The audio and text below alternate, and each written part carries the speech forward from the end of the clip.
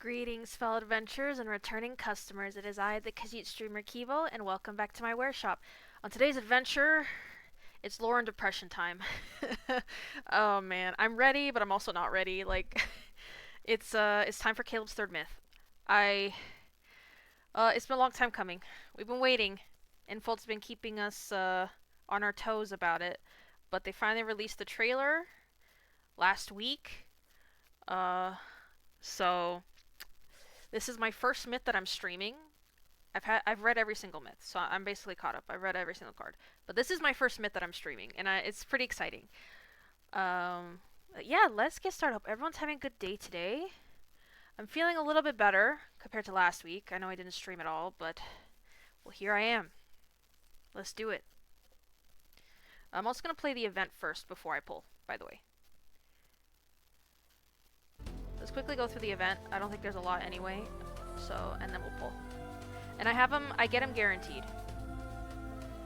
I also have him in a second myth here just to celebrate Caleb, you know? It's Caleb's time. You haven't been sleeping well lately? Now's the perfect time to take a nap together. Okay. We got stuff I left here so we can play with you guys. In order to get all these extras really fun. Okay. Oh, I don't get to send them anything? Usually you do. Okay. I mean, I think this is part of this myth. Yeah, creation myths. I'm just skimming through it. I know I should read these, but I just skimmed through them. Okay, that's one. And then I think we get a text message. Yeah. Oh, he sent it to us. Okay, I think he sent it to us. Same thing with you. Bring me a reservation, lol. Do you want to check it out together this weekend? Sure, but why are you suddenly interested in mythology? What do you mean? I've always been passionate about studying since I was a kid. Besides, don't you think the topic is interesting? So much fun. Never really paid attention. Did you just study? I'll join you. Yeah. We'll be listening to mythology lectures involving siblings. That'll be so much fun. Which part of mythology interests you? Sworn enemies destroying the world, or rebuilding the world together and growing old together? Aw. So the Wanderers, we've done our fair share of destroying their worlds. Rebuilding the world is what we did with the old house. So I guess that's what makes this one special, is that it's deities who are siblings. So universe, difficult choice. We have to make extremely difficult choices. It's amazing there are so many mythologies like this.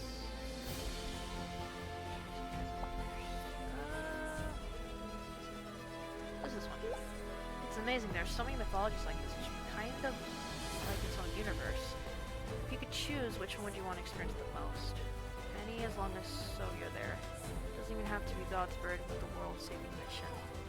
Being two geese flying across the sky, or a pair of lotuses in a pond of nets. Oh. My Shayla.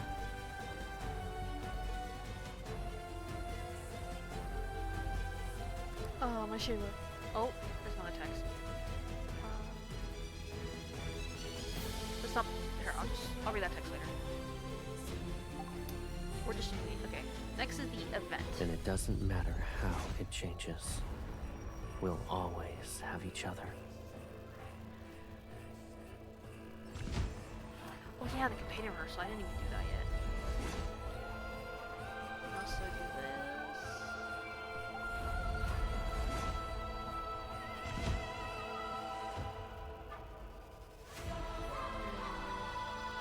I don't know how it's gonna show up on stream, the companion thing. Oh, I'll do that later. Oh, we have 6 attempts. Yeah, I saved it all, so I can just stream it. Okay, here we go. For thousands of years, Mount Dingshu has stood at the border of Nether Falls, and from its peak to its base, an ever-shifting ancient array exists. It maintains the balance between yin and yang as a pillar in this chaotic world, but over time the array has weakened. The end of the world isn't here, but we can't ignore this matter either. Before I could worry, Caleb somehow fixed the array by himself. But Mount Dingshu is next to the Nether Falls. Fixing the array seems to have left oddities in that realm.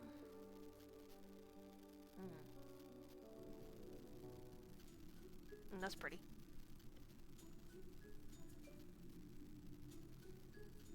Again, I'm gonna do the event stuff first, and then we'll pull. 795529. Where did all of you run off to? Casting a spell to plant the fallen flower trees. I look for the Nether Wardens. There he is. They must have been scared by last night's incident. I blame Caleb. I recall you saying I was the most remarkable person a few days ago. Oh gosh, look at his arm. Now I'm a bad man. The details are crazy on this. Doesn't matter, it's still your fault. I cling to him and dramatically bite his cheek. It's more like a nibble, however, just a way to vent my frustration. He looks so good. Ouch. Something happened at Mounting Shu, and he's hiding it from me. Maybe he wants to ensure I'm at ease, but doesn't he know I'm still worried about him? These strange incidents in Nether Falls are significant. Not only are they occurring everywhere, but we also have a little monster who likes to bite. If I'm a little monster, then you're a big monster. I let go, but stubbornly stay close to him, then I lean in. But what do you mean by strange? Did you find something? I'm not sure. I can only speculate for now. He lazily taps the air. Here, there, and over there.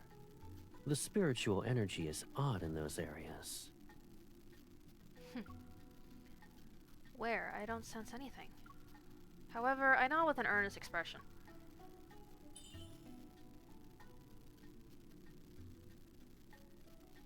Indeed, something's not right. We should investigate to ensure there aren't any problems.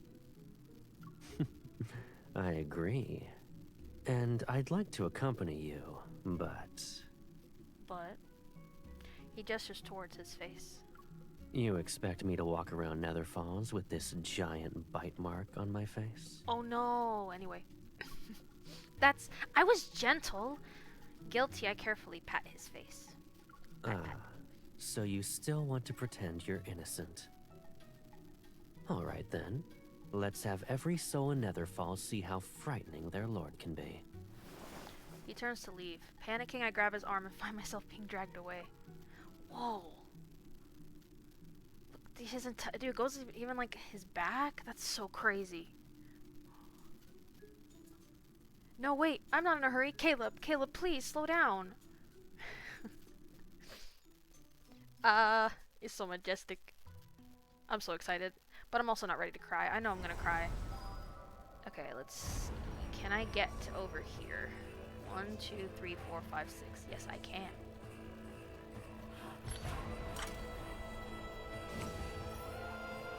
Alright, here's my jade pendant, my comb. Where are the other earrings? Must have rolled into a corner when the box fell. They're merely trinkets. It's alright if you can't find it. I bought you those just so you could have some variety for everyday wear. I'll get you something even better next time. That won't do. You said that pair of earrings complement my complexion. You never miss a single word of flattery, do you? Focus on organizing what you have first. The missing piece might turn up on its own. Ooh, minigame. Okay.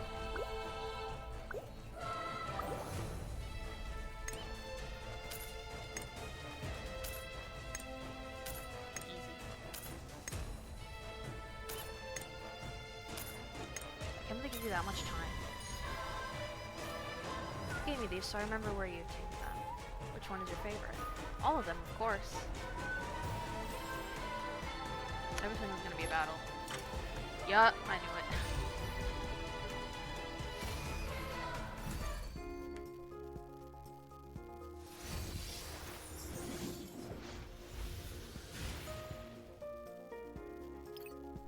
Let's go to a landscape mode.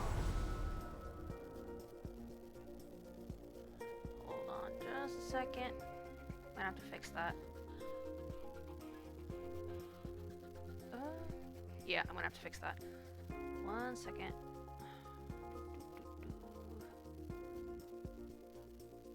There we go.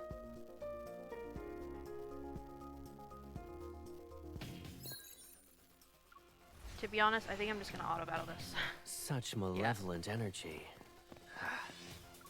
What is this? Settings?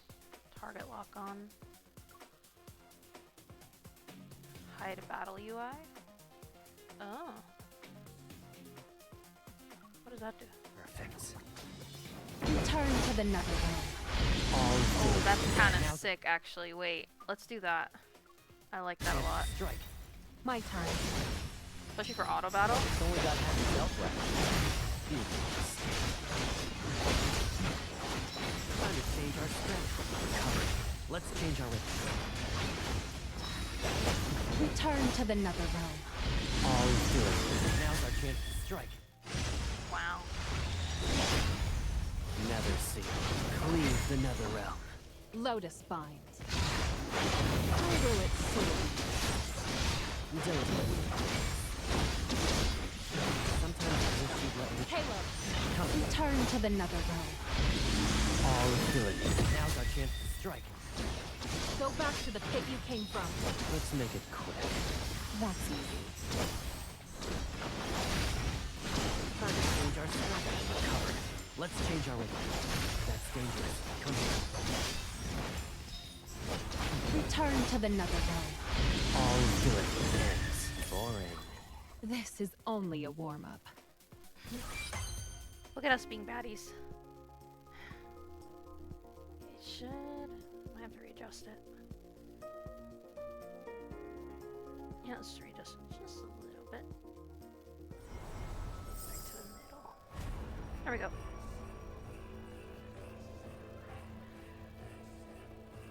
Okay.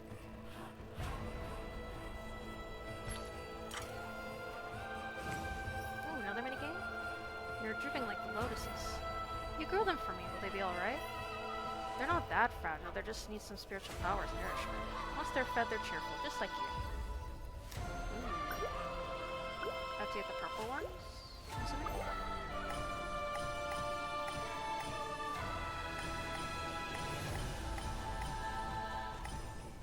Also, this music is cinema. I love the music.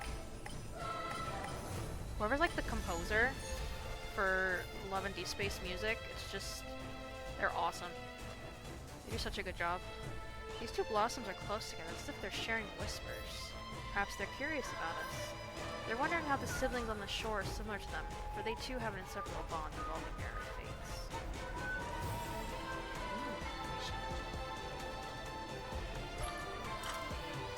Another battle? I always swear on those already.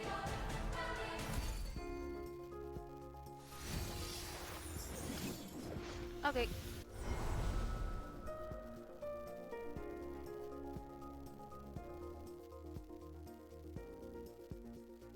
I'm gonna move this every single time. Okay, there we go.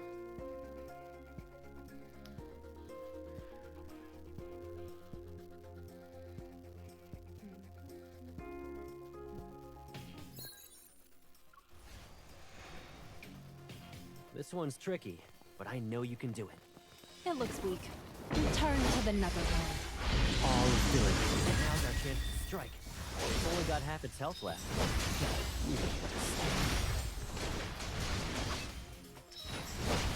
My turn. Recovered. Let's change our rhythm. Return to the nether realm. All good. Now's our chance to strike. Nether Sea. Cleave that the aura. nether realm. Lotus binds. Sometimes I wish you'd let me be Nether Sea. Cleave the nether realm. Lotus binds. Return to the nether realm. All good ends here. Help. Let's make it quick. That's easy. My turn. Heads up. Time for a pop quiz. Return to the nether realm. All good ends here. Time is saving what we can do. Sometimes I wish you'd let me be the The nether realm. Oh, here we go. reincarnation cycle unfolds. Yeah! Sever yin and yang. I love the ultimate. It's so good. Cleave life and death. All ghosts will serve you. It'll pay the That was price. sick. Rest in the nether realm forever. Farewell. Man, that was awesome.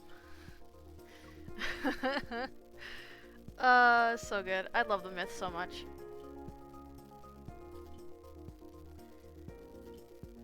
And the animation, it just keeps going up. Every single time.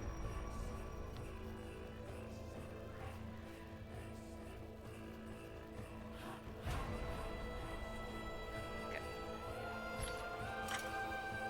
Okay, this should be the last one.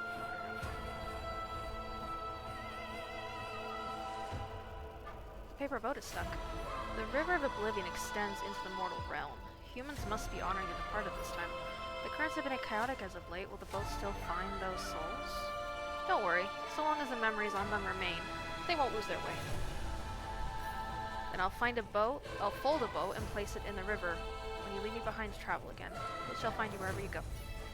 If you folded all your grievances about me into it, the paper boat would sink. The poor boat would sink, sorry. The river is long and paper boats drift slowly. I'm afraid I don't have the patience to wait. I'd rather keep you by my side so I can hear every word you say as soon as you speak.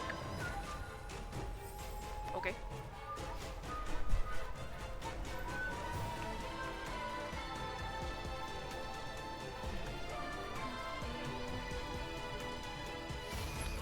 Okay, time for story break.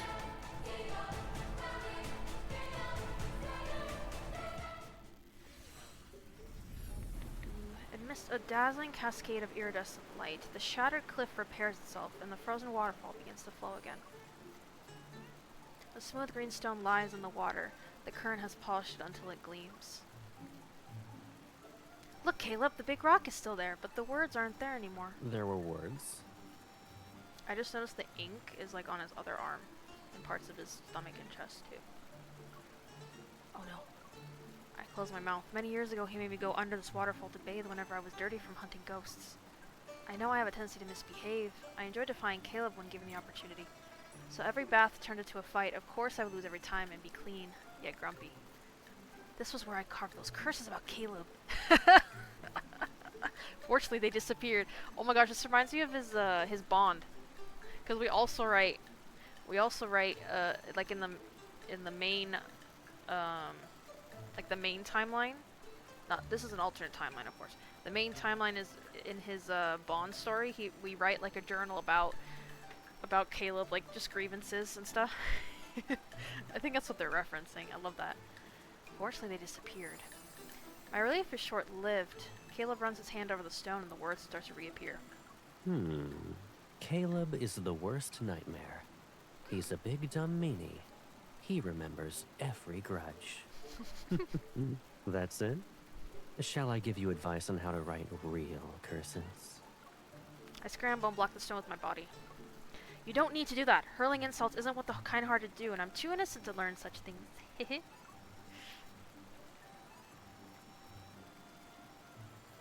responds by flicking my forehead. You bit the hand that feeds you. Do you honestly think I know nothing about the source of your tantrums?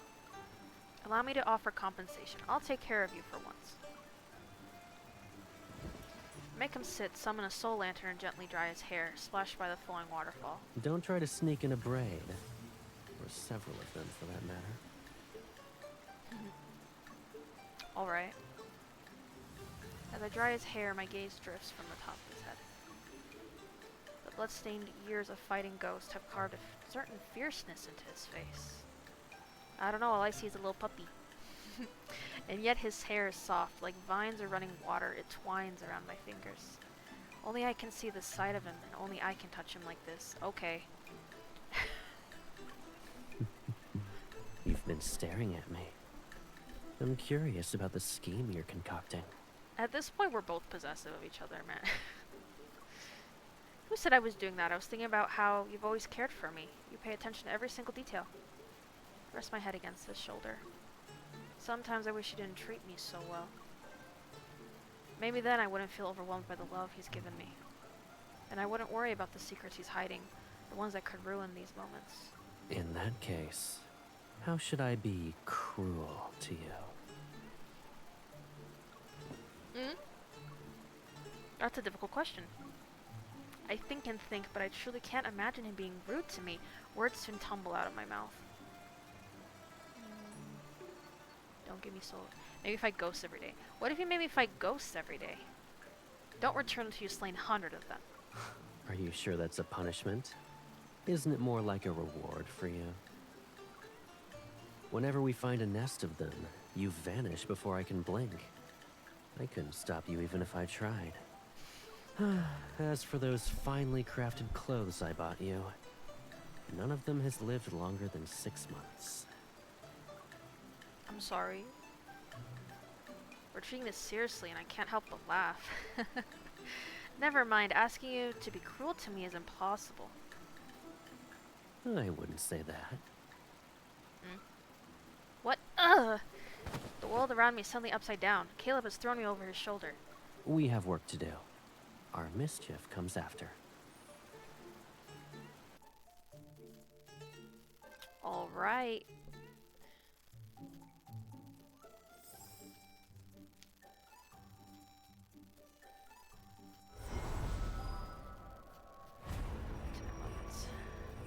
Okay, exploration completed.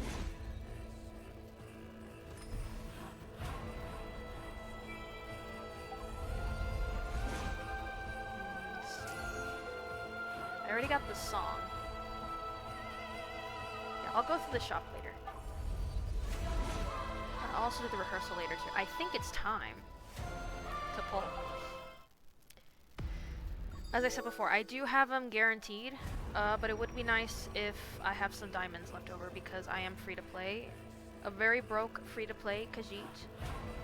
Unless there's emergencies, but I can't afford any emergencies anymore.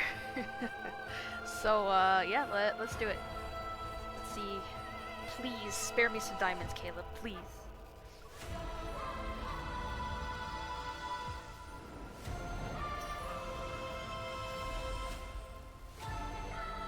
Okay, just 4 stars, I'm scared. I think I have this card already, yeah. That's such a cute Jane card, though. Okay. Claim that wish. We get 10 extra wishes up until 100 pulls. Let's see, hopefully, please, less than 100, please.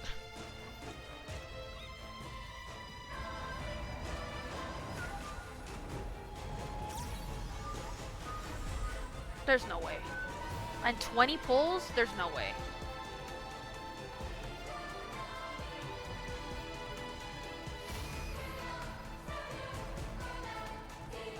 No way, dude.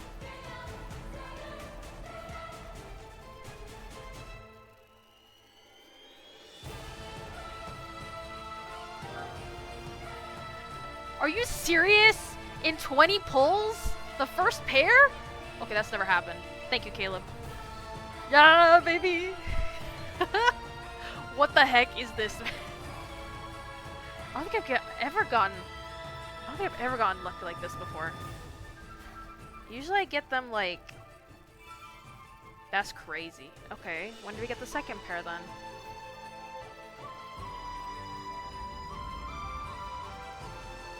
$20 pulls. The first pair is crazy.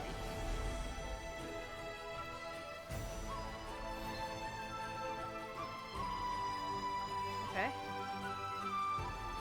Again. Oh, I forgot to claim that free wish. Whoops.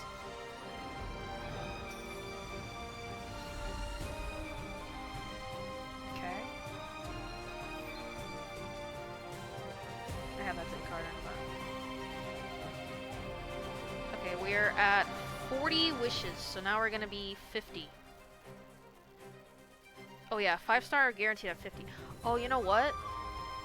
If I recall, it said 5-star memory like in 24 or 26, but still, that's not guaranteed his card.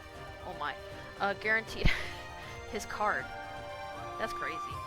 Okay, let's see, can I get him in the 50 pulls? That would be nice. That would be nice. That would be very nice. Come on, come on.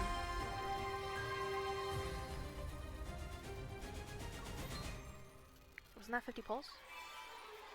Nani? Oh, and 40 more pulls. Oh, I'm sorry, never mind. Okay, can I get him earlier than that? So far I made 50 pulls. Okay. 60?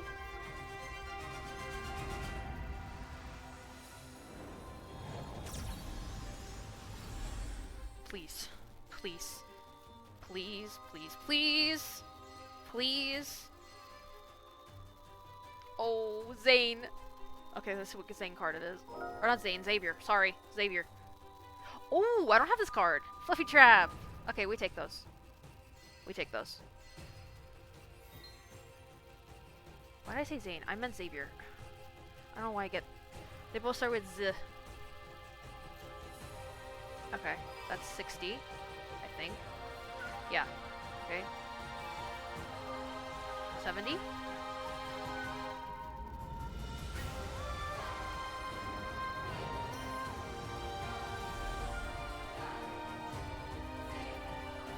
Come on, don't make me use all my balls.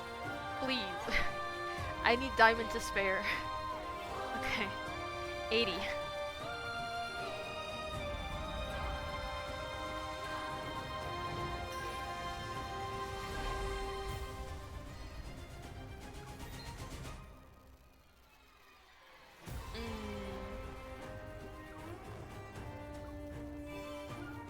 Yeah, I think I'm gonna use 150 pulls at this point. Oh.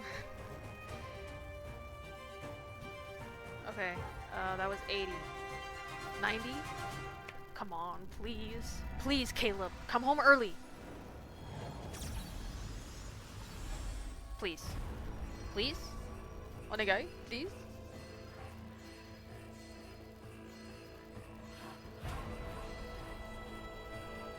No way, dude. Please. No way.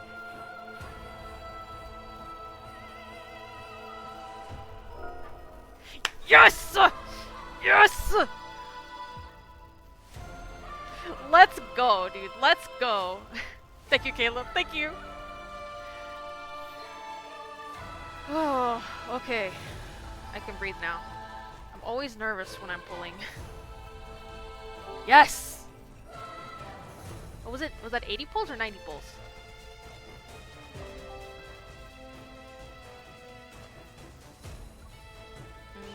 Yeah, in 90 pulls I got... Yes! Let's go, dude. 90 pulls, I got the myth. Oh, okay. This limited edition. Yeah, okay, let's just do the limited one wish.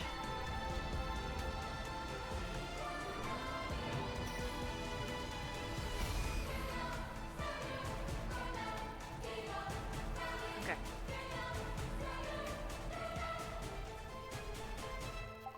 Yes! Let's go! Let's go! And we got a 5-star Xavier. Hey, we take those. I'll take anything.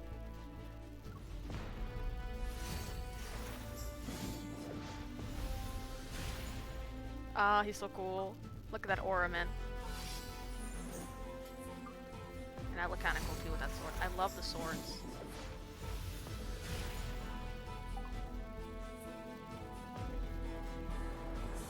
So good. Okay. Now...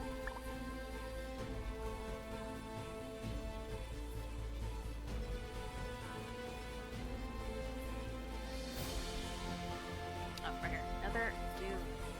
Caleb, Netherlord's outfit. He strides the threshold of life and death, flouting the mandates of heaven and earth. Both the quick and the dead bow before him, for he alone holds the power to decree who breathes and who falls. Damn. Yeah. Unfortunately, I was too broke to pull for this, but I got the long hair still. Actually, will they look good? Hold on. I usually like... There's an accessory I really like. Where is it? I think it's facial, right? That's kind of sick. Okay, no, that's not it. Pretty sure it's facial. Where is it? Not hat either.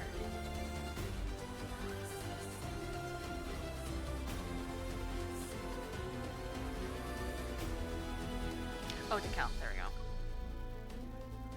Oh! There we go. I forgot about this. Netherlord's exclusive decal, marked by the Netherrealm. It is the nightmare every ghost dreads. I was gonna put this on him. Oh, that looks so good. But we gotta put the Vermilion Blaze. Also, I forgot to read the hair description during build. Netherlord's hairstyle, soft at the ends but sharp in shape. A streak of blue glows inside like a ghost flame waiting to burn. This blue right here. Pretty sure this is what I'm talking about. It's interesting because blue is our color and orange is his. So he's like wearing our color. That's how it was in the, I think, his second myth. Okay. Come here because I'm waiting for someone to help me. What are you waiting for? These ghosts and their hatred and despair. It's tiresome, honestly. Oh. Caleb, hashtag Team Hope. Let's go. Where is the song? Got the song just for this. There you go. Ghost Final March. Oh man, the details are so pretty. Okay, let's see if we can get a line out of him.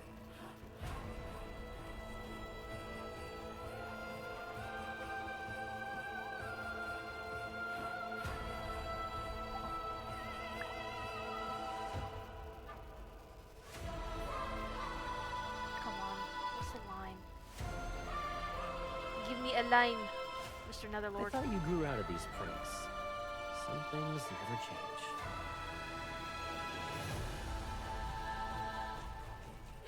Are you checking those marks? You weren't shy when you left them there. Okay, you know what?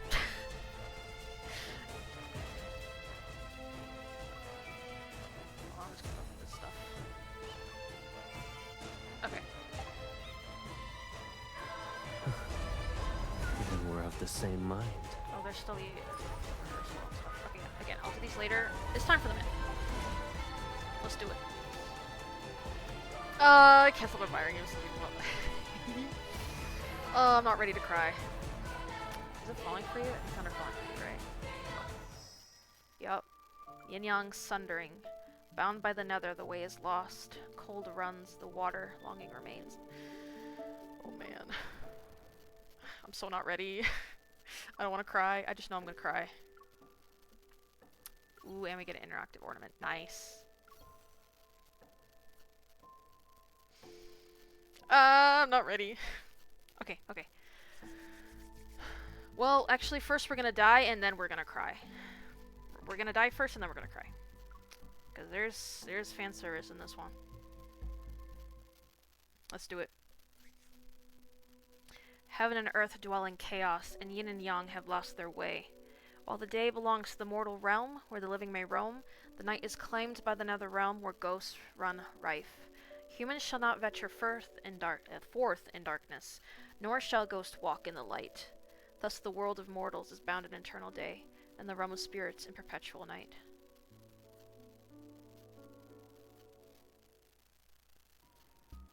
Twilight smothers the sky, clouds swallow the last ray of sunlight, and the mortal realm sinks into darkness. Help! Please stay back! Don't eat me!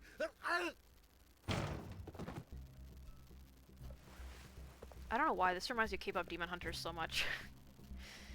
The small shrine's worn doors burst open. A man collapses onto the floor. Scrambling to his feet, he sees the room smothered in dusk and thick cobwebs. On the altar, several broken statues sit beneath a wavering lamp. The flickering light makes their faces twist and shift in the shadows. Is there an immortal who can help me? A ghost wants to devour me whole! Cornered with no means of escaping, he falls to his knees and bangs his head against the floor, begging every statue he can see. Okay, now this is reminding me of Spare Mulan. me, and I'll give you everything I have! I swear, I'll rebuild this shrine! I don't need well. The lamp flashes. He looks up and sees that all the statues transform into ghosts with green skin and long, jagged fangs. Oh, actually, this reminds me of, what's that one anime?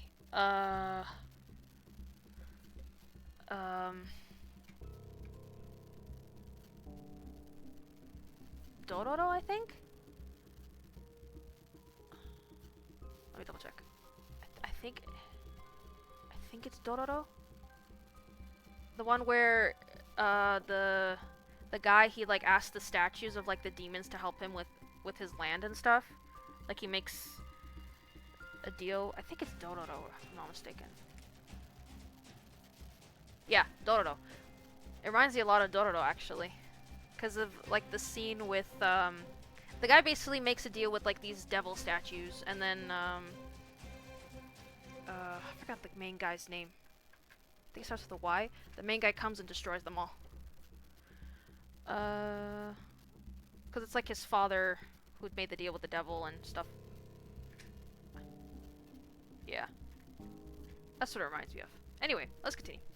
The lamp flashes. He looks up and sees that all the statues transform into ghosts with green skin and long, jagged fangs. Only fresh flesh can satisfy me. The world of mortals is now part of our domain. You can't run away forever. Come to me. Let me eat you. Ah!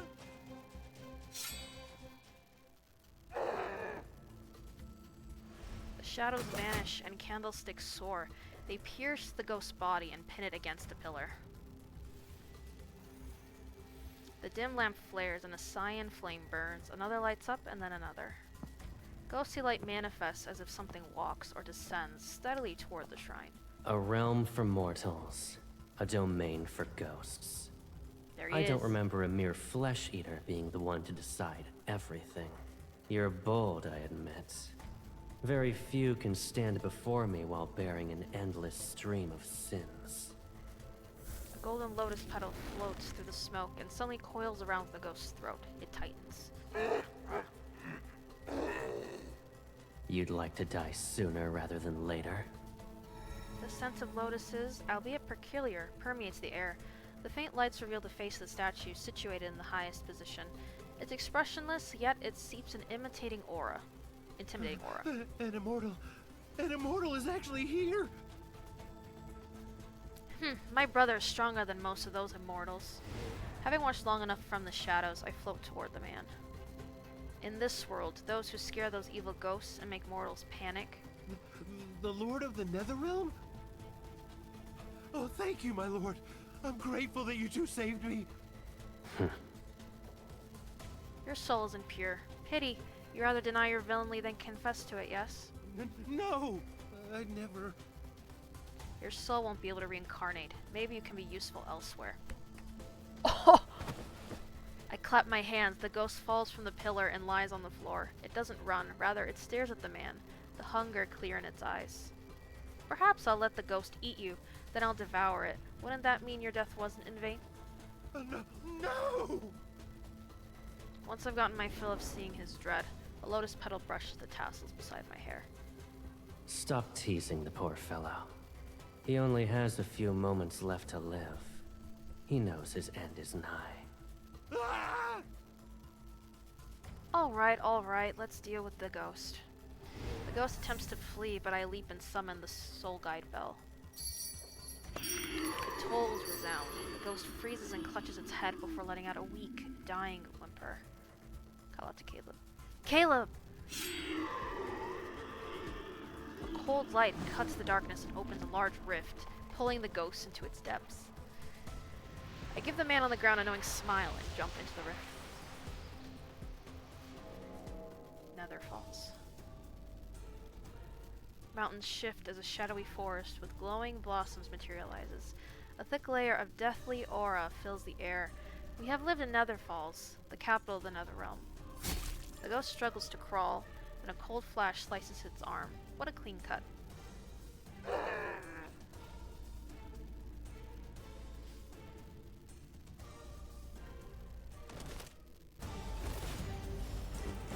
Oh! We have kindled already? Okay. That's disgusting. You almost ruined the flowers we raised. Welcome to the depths of the Netherrealm. A malevolent ghost like you shouldn't be here.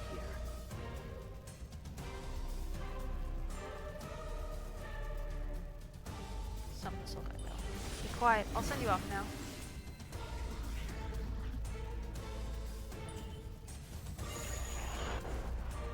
Oh, I missed that. Your filth shouldn't touch her. Oh, here we go.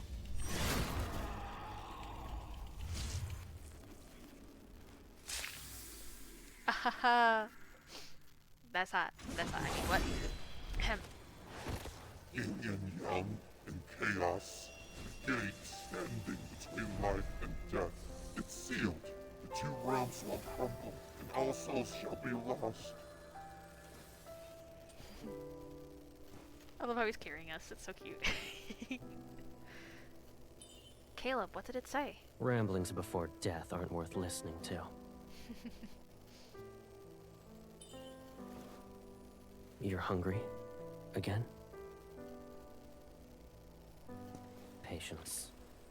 The power in its soul beat is not very strong, but it'll do as a little treat for you. Oh no. Oh no. Time to die. The fragrance is lovely, but I still like your scent more.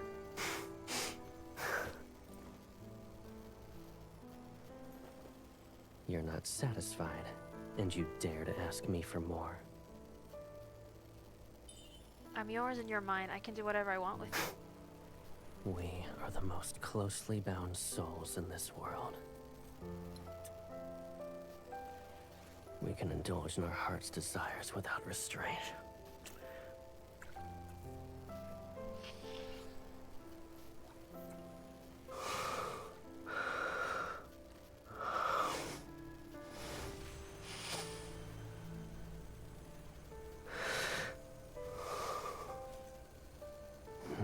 You've reached your limit, but I'll give you more than this.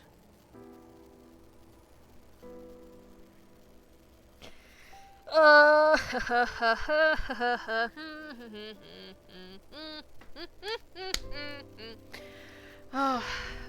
gosh dang it. Okay, I'm fine. I'm fine. This is fine. This is fine. I fear I cannot survive this game anymore. Transfer energy. Who said I couldn't take it?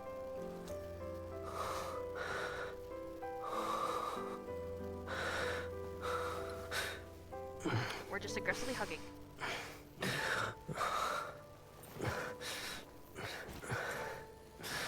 Aggressively snuggling?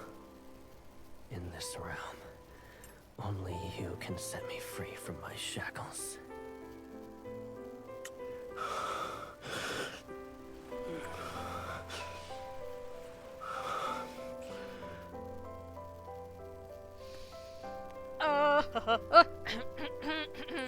Then let's stay like this forever. We'll never be apart. Of course. I'll offer my baby sister everything she's wished for.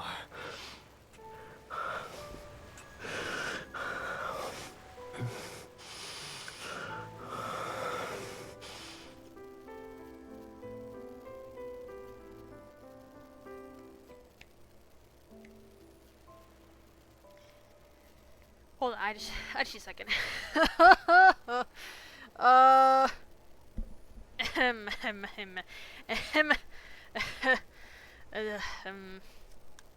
Well, that was, gosh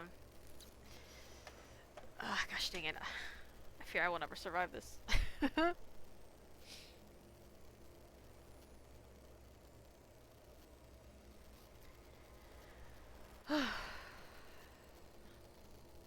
I'm fine.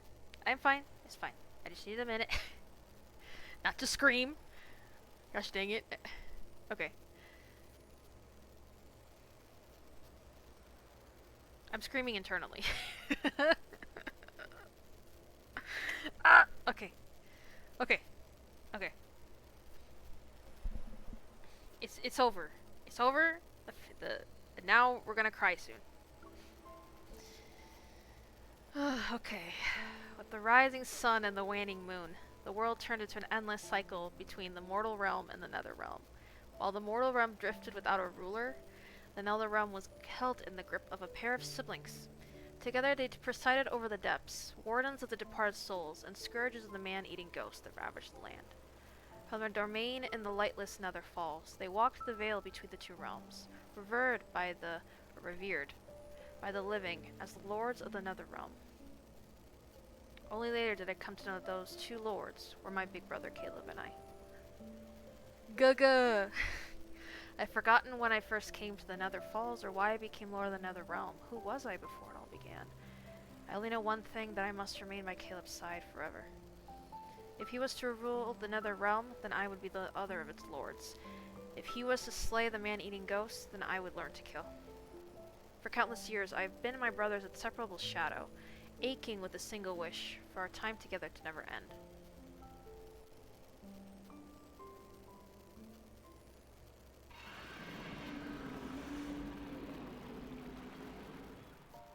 All that noise. The sound becomes clear and I open my eyes. A garment is draped over me, but its owner is nowhere to be seen.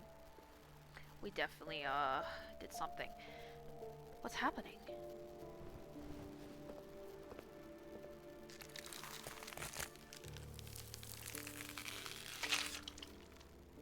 I walk past a stone screen depicting the images of ghosts being slain. Above the hall, a massive malevolent presence wriths in midair. Several claws reach out. Caleb sits on a throne made of bestial bones. His chin rests in his hands as he spins a floating lotus. I planned to leave you barely alive for some time, but it's clear you don't appreciate my efforts. Truly, it's a shame my mercy was wasted. Didn't Caleb and I capture it before? A month ago, Caleb took me to the northern mountains, which are hundreds of miles away from Nether Falls. We captured this malevolent ghost there. Its mind has fallen apart, and it can't take on a human form. However, it's more vicious than the rest. I wanted to taste its soul bead, but Caleb said it had another purpose. Lost in thought, I see the ghost claws lunge toward Caleb. He curls the fingers of his right hand. 5 golden lotus petals fly like arrows. They pierce its claws and twist them off. Ooh. Why are you in a rush to die so soon? Another petal floats towards me before increasing its size. It acts as a shield to block this foul blood. Caleb. Come. Yes, sir. Anyway, the petal coils around my waist, lifts me, and places me in Caleb's embrace. He remains composed. Lotus petals curl like beautiful, dangerous blades. A cold, unsettling aura surrounds the strange markings along his arm. Aura! He's normally quick when it comes to killing ghosts. Is he waiting for something? A faint bluish-green glimmer flickers inside the ghost in midair. I expected this. Before I can even see him draw the nether seal near the throne, the ghost is reduced to ash beneath its blade. Fragments and chains fall into the ash. Behind a stone pillar, several tiny shadows tremble as they huddle. So those nether wardens accidentally broke the seal on its chains. You said that ghost was different. I wanted to deal with it personally, but it's dead now. Isn't that a problem? It doesn't matter. Once it proves to be useless, death becomes a kinder fate. What were you going to do with it? When I asked my question, I discreetly signaled the wardens to run. I'm heading out. Would you like to rest here, or walk in the world of mortals? So he has no intention of telling me his objective. I don't ask him about it. Everyone has secrets. We're not an exception. But it doesn't matter how long. It doesn't matter so long as he's by my side. Can I join you? You wish to follow me to Mount Dingshu? Are you certain? I only want you to come back so soon.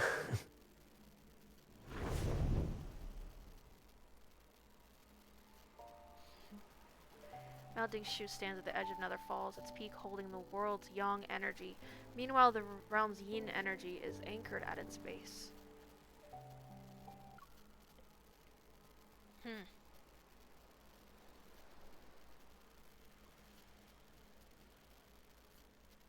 I'm assuming we're yin and he's yang. You know, that does remind me of that one line he says, where he says, like, you are my anchor to the ground while I'm in the sky. That's what that reminds me of. It keeps this fractured world standing, but whenever I approach it, my body feels uncomfortable. So Caleb occasionally visits it. As of late, he's been going there more frequently. Could it be related to that ghost? Thank you for saving us. Soft voices reminiscent of mosquito buzzing drift out from under the throne. The nether wardens have crept out from their hiding place. They clumsily bow. Stone tags hang from their waists, and I note the names that are carved into them. 7929 and 55. I wouldn't say I saved you, and my brother isn't upset. In spite of his appearance, he's kind. Nether Wardens all stare at me as if they've seen a ghost. Although they're referred to as Nether Wardens, they are actually the souls of children who died too early. Aww. They're too fragile to withstand the cycle of reincarnation, so they reside in Nether Falls. Until their souls become strong enough for reincarnation, I let them handle small tasks such as guiding wayward souls. But their minds aren't more developed than a child's. Their clumsiness is a common sight. Before, for one, was guarding the gate between the two realms. He fell asleep, and the Lord saw. Then 401 entered the cycle of reincarnation, and Caleb did in punishment, and you need to learn how to speak better. I heard the Lord's blade nether seal. Ghosts and humans can't be reborn if it touches them. The deaths caused by it are justified. They can no longer be saved, so reincarnation isn't possible. So, Lord Caleb isn't scary? Does he eat ghosts? Or human souls? My Shaylas, they're so cute. Your deaths were only recent. Don't believe the rumors. Caleb doesn't eat ghosts, and he certainly doesn't consume human souls either. The person who does that is me. I stare at the clean souls of those Nether Wardens and press my lips together. I can't let my hunger reveal itself. We are from the same source, yet Caleb isn't hungry, all the while I crave the taste of ghosts and human souls. So he used soul beads to create a lotus pond. It will help with my cultivation and feed me when hunger strikes. When you're starving, visit this lotus pond. These bits of silver in his hair? Or that's These just blossoms have purified the soul bead's energy. They're pure, so you can eat them. However, promise me that you won't eat any more ghosts. And never. That memory is lost in a haze, but I can still hear my voice. It's akin to a feeble whisper. Does this mean I'm a monster?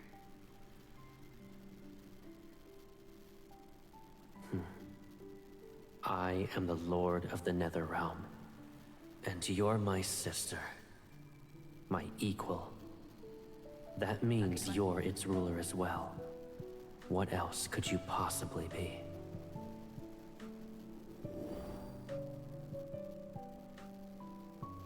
I often wonder what happened to the memories I lost. But visiting the Lotus Pond became a habit, and cultivating with Caleb at my side became normal. In time, my doubts faded until... Why am I hungry again? I ate a lot last night.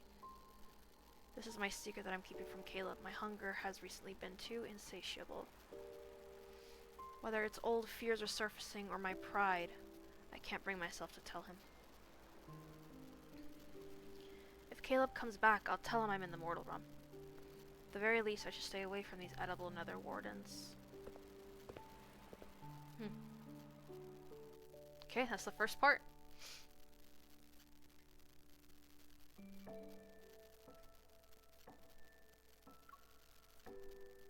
Part 2. Wuling Village. Past the gate between the two realms, the Nether Falls' night dissolves into a cold haze that belongs to the world of mortals. Icy daylight presses down on bare, blank branches. Whoa, she looks crazy.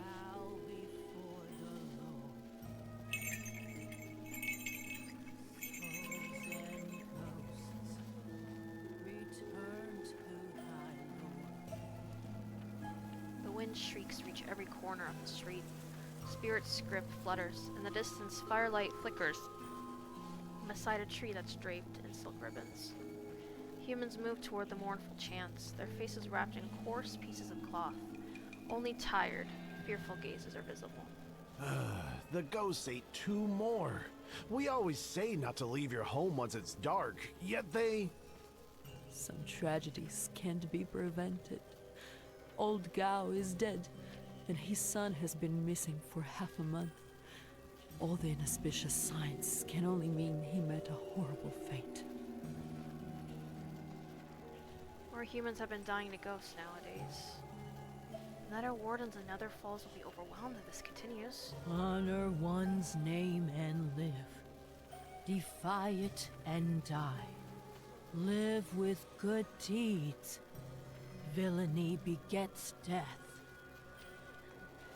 At the end of the path, shadowy figures surround a clearing with 2 caskets. Inconsolable mourning families weep. I float to an old camphor. Below me is a masked spirit master who's leading the soul-sending rite. Bones and fangs hang from their clothes, and her body and voice are akin to old wood. However, her aura commands reverence. Husband and son are gone. How can an old woman live? Those damnable ghosts. Why didn't they eat me as well? My wife started living with us only recently. How could fate unveil its cruelty now? Lord of the Netherrealm, please! I beseech you to kill that evil thing! Don't let it enter reincarnation! However, the Lords of the Netherrealm oversee the dead. Matters involving the living aren't under their purview. Caleb takes me along when he subdues malevolent ghosts for 2 reasons: to restore my strength and because they are always a nuisance. Yet over time, people came to see us as protectors they could pray to. Lords of the Netherrealm, please watch over my parents. Several days ago, they began their journey home. Don't let them meet misfortune. Lords of the Netherrealm, my betrothed was supposed to present his betrothal gifts, but he hasn't shown up for 2 days. I owe Uncle Leo 2 taels of silver, and he's threatening to take my leg. My lord, please, let the ghost torment him.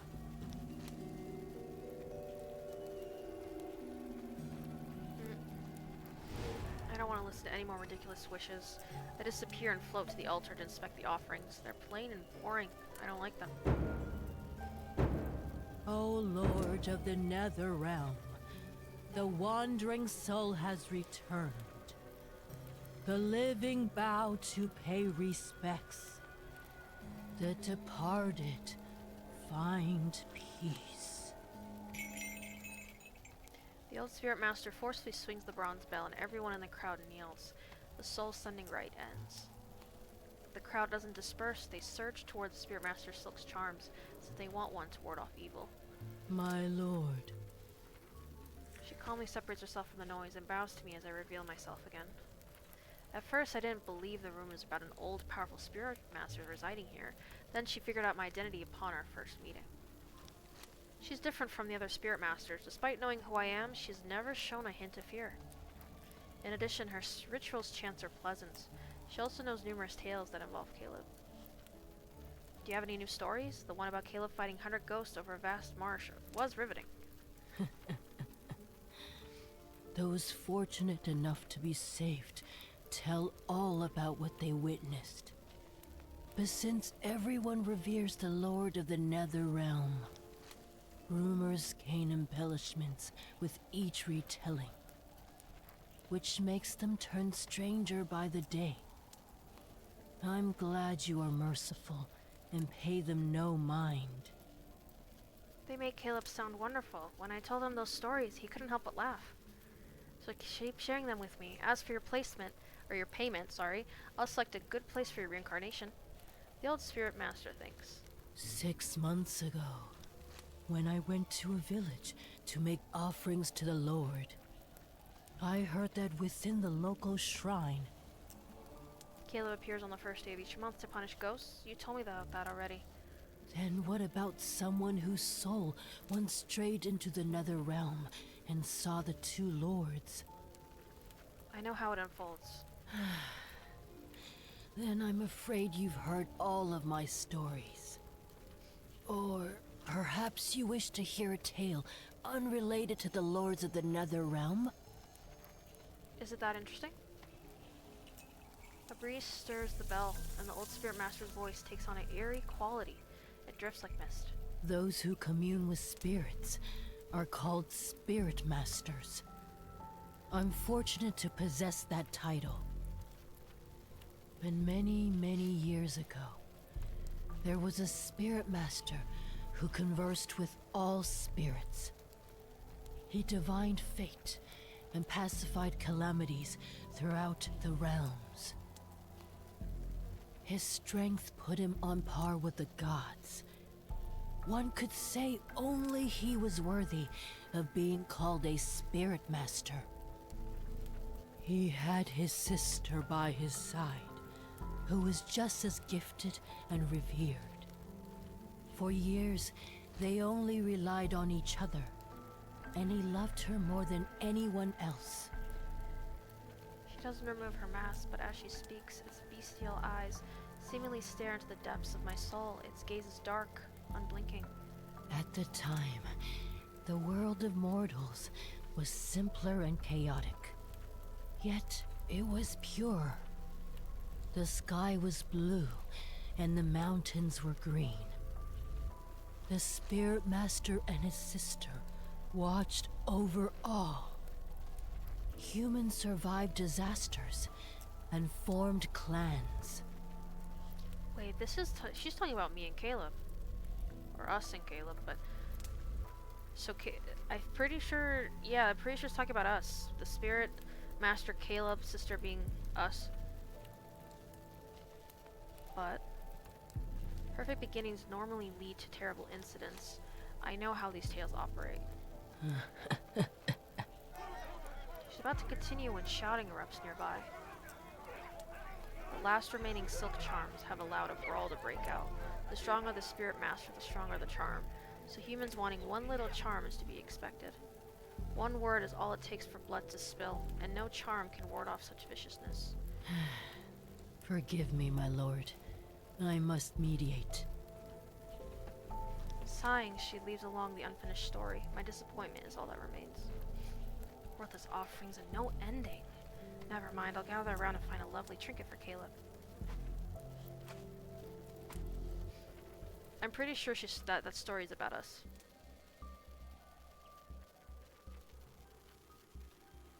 Blood now stains the altar here. I walk away and the metallic scent stubbornly clings to the wind. I follow a hint of it and spot a gambler with blood-stained lips. He stumbles out before someone drags him back indoors. Nearby are two brothers with their blades drawn. They're ready to kill each other over half an acre of land their father left. Oh boy. The blade, raised high with murderous intent, slips from its wielder's grasp. At the very instant it is about to fall, spinning out of control straight toward me. How troublesome. A lotus petal appears before me. Ding! It catches the blade, and a faint fragrance reaches my nose. The street is silent. Then there are several crisp clacking sounds. It's gotta be Caleb. The first source is a suspended blade as it falls apart. Its fragments touch the ground. Then the sound comes from two sets of bones being cleanly snapped. Ooh. The brothers collapse and scream. Chaos encroaches on the street. The Lord of the Netherrealm? It's the Lord of the Netherrealm! Terrified, humans scatter. Shops slam their doors as the lotus petal lazily floats upward. That lotus and the scent. Caleb! I navigate through the crowd to chase it. Once I'm away from the commotion, the petal returns and binds my waist. My body's lifted before it's placed onto a familiar embrace.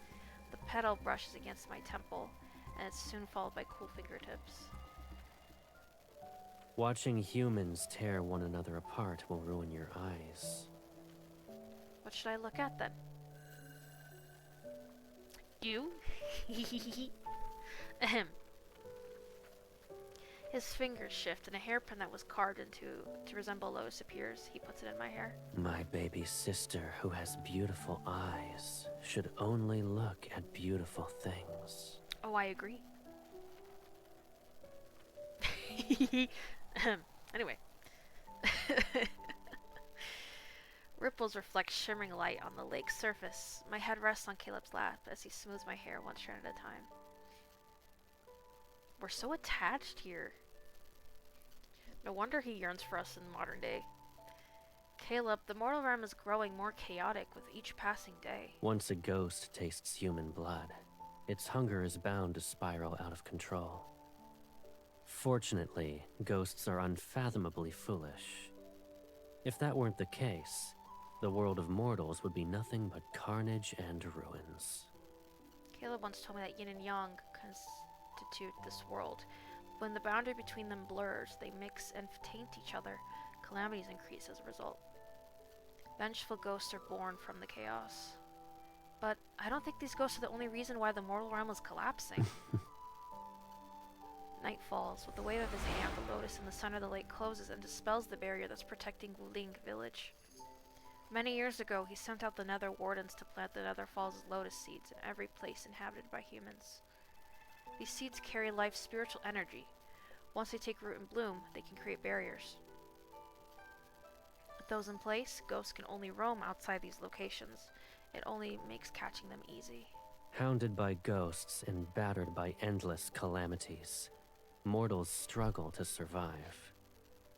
Their hearts becoming twisted, bitter malformations are par for the course. If I were in their place, I'd use anything and everything to ensure you're alive. I would do the same. Ouch! I sat up too quickly and forgot he was still holding a shirt in my hair. Caleb laughs and gently pushes me back down. There's nothing wrong with what you said. Greed, wickedness, delusions, they'll never disappear. It doesn't matter how peaceful or unstable the world is. There shall be fighting, hatred, and wars, leaving rivers of blood in their wake. They too are bound to the perpetual cycle of reincarnation. He continues braiding my hair. The eerie markings on his arm emit a faint glow, and the lake's reflected lights sharpens the angles of his face. Dazed, I stare at our reflection. He understands the machinations of mortals, yet he carries none of it in his heart. He touches the water and spreads his fingers. The ripples freeze before transforming into a glowing array. Do you wish for the mortal realm to be better? I know very little about the world of mortals, and I can't be bothered to care about their matters. What I do know is Caleb is busier than when ghosts are rampant. The filth surrounding human souls worsens with each passing day. Nether Falls cannot rest because of it. To be honest, looking at them disgusts me. I prefer pure souls, ones with a pleasant set. I quickly close my mouth. Caleb laughs and pats my stomach. I see. You're a goddess of thunder, not the lord of the nether realm. Now I know the source of the rumbling. Rumbling? Wrong series, wrong series. No, it's all right. Perhaps I'm slightly hungry, but only slightly. Caleb lifts me. I see the water's ripples, the moonlight, and the ghost hidden in the mist. Come. Yes, sir. Behind me, he takes my hand and guides my fingers in the air to make the same array from earlier. The barrier isn't present. Since we've cast the array as bait, every ghost within 100 li will appear. This should be enough for you to consider a feast. You think so? Let me teach you a new way to play this time.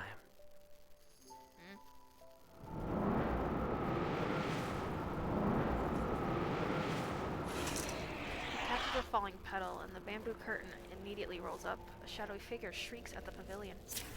The petal cuts through water like moonlight to slice the ghost's throat. Wow! I immediately mimic his attack when I strike a ghost, but I use too much of my strength and it is skewered. You've been taught lessons for several centuries, and yet panic is all it takes to make you return to your old methods. I respond with a sheepish smile. I used to fight ghosts in a wild, haphazard manner, which always made me covered in grime. Caleb taught me elegant techniques over those hundreds of years. He even created intricate weapons for me. Can you demonstrate it to me again? I'll do it correctly this time. Watch closely. When confronting weak ghosts, aim for the throat. The stronger ones. A ghost whose murderous intent was palpable. Why can't I say this word? Palpable lunges towards us. You aim at the spot between the eyes.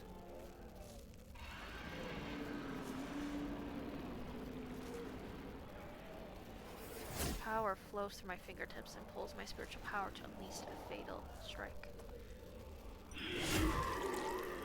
Perfect. Do it like that.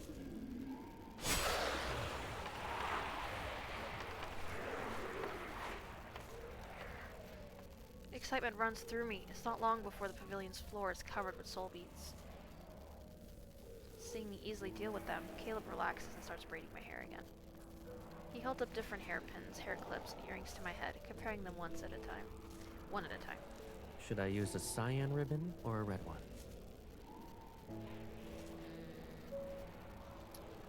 I like them both, but let's do cyan, because it's my favorite color. Cyan! All right. His fingers glide through my hair and weave the bright silk with each strand. Another braid appears. It's lovely, thank you! Don't get distracted. Oh, of course. I shift to a comfortable position against him and focus on the ghost rushing toward us. Caleb, do you think there will be a day when we eradicate the last ghost in this world? It's possible. I heard ghosts never appeared in the mortal realm back then. That old spirit master said humans saw blue skies and green mountains a long time ago. I've never seen a blue sky before. You know something we don't. His arm slightly tightens around my waist. There shall be a day when we'll see those blue skies, crystalline rivers, and hills covered in flowers. It's a promise then. Though Nether Fall's flowers are also beautiful, I like them. However, if all ghosts disappear, I won't have anything to eat. That's not good. When that day comes, you won't need soul beads anymore. I won't feel hungry anymore, so I'll be like you? Correct.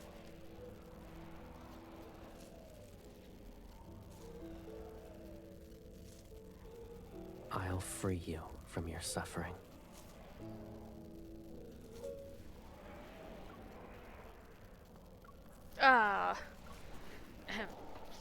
As the ghost screams fade, I wrap my arms around his neck. Actually, I don't mind living like this. You use soul beads to create a lotus pond for me, and we cultivate every day. I'm happy. If all of them disappear... Excuse me, sorry. If all of them disappeared, I'll miss them. Caleb is quiet for several moments, then he kisses the top of my head.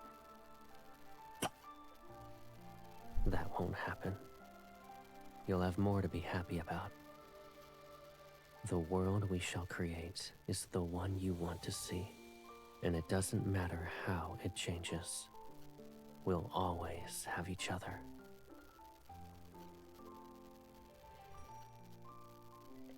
Okay, part 2.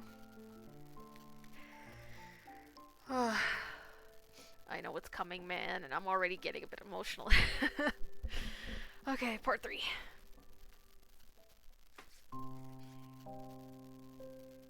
That night, Caleb and I purged every malevolent ghost within 100 miles. The soul beads we harvested caused the lotuses of the Nether Falls to bloom overnight. Excuse me, sorry. And I basked in the abundance of their power. But within 2 days, that insatiable hunger clawed at me once more. With no ghosts left nearby to hunt, I nearly resorted to eating the lotuses I had just brought to bloom. I could do nothing but try to sleep, hoping to drift through the long, agonizing hours of starvation. We will never be satisfied. But it hurts so much. It's not so much the hunger as it is an unbearable emptiness, a void that feels as if something is gnawing away at my body, carving a hollow chasm into my very soul. Anything, I would give anything if only it would satisfy me.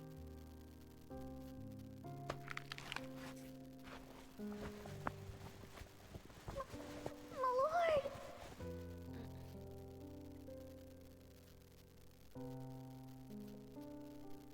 Sluggish, I look up and see several faces. Some are terrified, the others are stunned. It hurts. A creature weakly twitches in my hand and I look. 5-5 dangles from my hand and stares at me. And on his cheek is a bite mark shaped like a crescent moon. Did I do that? I almost devoured 5-5? What happened? Caleb eyes narrow, then he grabs 5-5 and throws him toward the other Nether Wardens. Take him and leave. I wasn't going to eat him. I didn't intend to. I don't know what's happening to me. My words frantically tumble out. Guilt and fear crash into me. Are you okay? That simple question intensifies my guilt, clumsily wiping my face. I nod. Don't worry. You did nothing wrong. It's simply your hunger. I'm at fault. I should have cared for you better. No, don't blame yourself, Shayla. No, the issue here is me. I'm so hungry. I even dreamt about devouring mortals and souls and mortals. My confession spills out into a trembling, broken mess. Am I turning into a monster? Don't say that. He hugs me and smooths out my hair one strand at a time. Human children are ravenous when they grow. You are no different from them. But you're not like me, and only ghosts crave human souls. Caleb, if I turn into a starving, vicious ghost, can you kill me in a gentle way? Caleb stiffens and his arms tighten around me. He speaks more softly. Don't tell me you're so hungry that you can't think clearly. I'll be very upset if you say anything like that again. Okay, I'm never saying that again. His hand glides down my back. Cool spiritual power flows into me. I'll collect more soul beats for you. But it might take some time. Stay in Nether Falls. So long as you don't use your spiritual power, you'll recover. Be a good girl and wait for me. Yes, sir.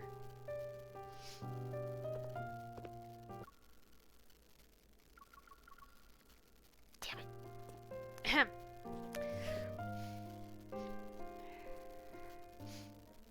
Must have been the wind. Anyway.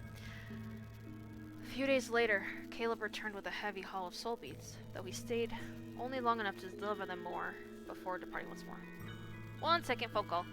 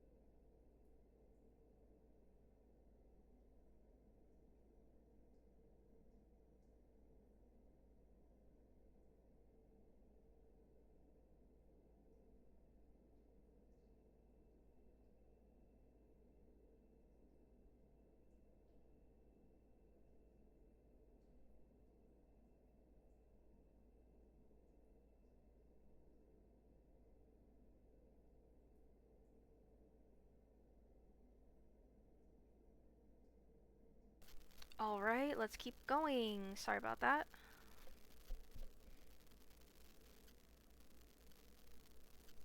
Okay. After several such journeys, the lotuses were reborn, nourished into a vibrant bloom by a steady flow of beads. Having finally feasted, my strength began its slow return. But watching Caleb tire himself for my sake sparked a fierce new resolve within me. I have to find a way to cure this strange affliction, or at the very least, find a means to suppress the hunger for good. Though Caleb insisted that I rest, I couldn't bear to remain idle. I wanted to do whatever I could to ease his burden. And so I began to frequent the banks of the River of Oblivion, assisting the Nether Wardens by ladling out Oblivion dewdrops for the departed souls and see them off to the reincarnation dais. Then one day, 3 souls dressed in bridal finery caught my eye. 2 months ago, Ghost appeared in a cavern near our village. It trapped us in black mist. And then it started devouring us. Didn't your village have lotuses or something to keep it at bay? I'm not sure. Our old home was destroyed by a flood, so the village chief had us move to a new location. I see. The village moved, but the barrier lotuses didn't move with it. It's the perfect opportunity for that ghost. It's clever. The ghost prefers young, beautiful women. So the villagers tied me up and sent me as an offering. Oh my gosh. They hoped it'd spare everyone else. That thing said it wouldn't touch anyone if they sent it a bride every 15 days. And those fools actually believed it. They picked you because you had no parents to protect you. I planned to kill that ghost when I was sent, but... Are parents any good? I still died in the end. They broke my father's legs. We were the poorest and easiest to bully. It doesn't matter anymore. At least I saw him before I died. Who? Someone in your family? Her lover. Before devouring us, the ghost took on the form of the person we loved the most. Betrothed, lovers, anyone will do. It's so we wouldn't fight back.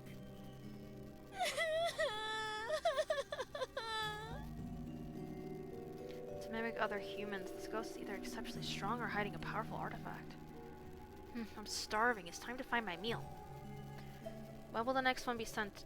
When will the next one be sent to that ghost?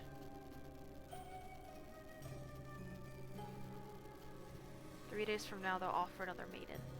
I plan to wait for Caleb and deal with this matter together, but 2 days have passed and he still has yet to return to Nether Falls. I can't keep waiting. If that ghost escapes, I'll have nothing to eat."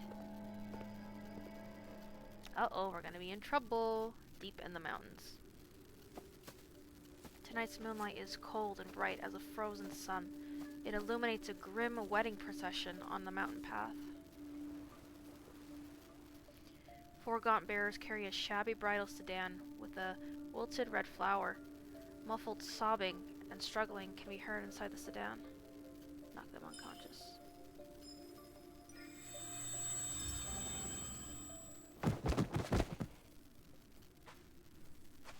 I lift the curtain. There's a bride, her hands and feet bound, desperately struggling. Stop crying unless you want the ghost to appear sooner. Take off the bridal dress. I'll be the bride tonight. And don't return to that family of yours. I give her a lotus petal. Keep it. It shall guide you elsewhere, so run as far as you can. She bows to me again and again, then she hesitates. But if I run away, what will happen to you? I'll be alright. Too busy figuring out how to wear this ridiculous pile of silk, I wave to signal her to leave. In this world, there isn't a ghost who's foolish enough to let their claws touch me. We're such baddies. The sedan sways along the path for another hour, then it's loaded into a small boat which drifts into the cavern's depths. Everything is plunged into darkness. The energy belonging to a ghost coils like a sleeping beast, stirring silently in the shadows. Wrapped in suffocating layers of silk, the ceaseless jolting starts to annoy me. Do mortal brides always suffer like this when they're about to be wed? I rip the stiff, stifling veil off my face and toss it aside. If it wasn't for marrying someone you love, would a sane individual endure this? Thinking of those brides dragged through misery and terror only to be wed to a ghost. Death would be too kind a fate, it deserves worse. The boat shakes and slowly comes to a stop. Wailing like a chorus of restless spirits, wind traversed the caves connected to one another. The world beyond the sedan curtain is brightened. firelight dances on the river as footsteps approach and stop at the shore. Should I sob dramatically? Pretend I fainted? What would be more convincing? Oh no! I knew it was gonna show up, but not this soon. Suddenly a force yanks me from the sedan. I grasp before landing into a firm embrace. Caleb, why are you... I recall the bride's words. No, this must be the ghost wearing my beloved one's face to deceive me. But if the ghost picked Caleb, then my feelings must be embarrassingly clear. Even when danger is staring at me, embarrassment pricks my cheeks. I bite my lip and focus. If it can read the hearts of mortals, then of course it sensed mine. Must be using a powerful artifact. I'll play along and try to find it. With that decided, I let tears well up in my eyes. Caleb, you're here for me? I knew you wouldn't let me marry that ghost. You're the only one I want. Artifacts are usually kept close. Clinging to his arm, I pretend to sob while secretly checking for anything that's concealed. Strange. His body doesn't have a ghost stench or murderous intent. This scent is the same faint lotus fragrance of Caleb here. Dude, in before it's actually him. You want to marry me? Yes. I mean, what? Amused, he tilts my chin up. His eyes shimmer in the firelight in rippling water where dark gloom mingles with light. Of course, you're the person I love the most, and I want to stay with you for a long, long time. Are you implying I can't do that? Then we're of the same mind. In this world, I love you more than anyone else. Dude, this is definitely him, dude. There's no way. I can't. I need to stop trying. Anyway, I steady myself despite knowing he isn't my Caleb. Hearing those words from that face still makes my heart flutter. Because this is something Caleb would actually say. Caleb moves his hand. Lanterns flare to life across the cavern to reveal a sea of red spider lilies. Oh. Flowers, moon, heaven and earth as our witnesses. Everything for a good wedding is present. Wait a second. Tonight is perfect for us.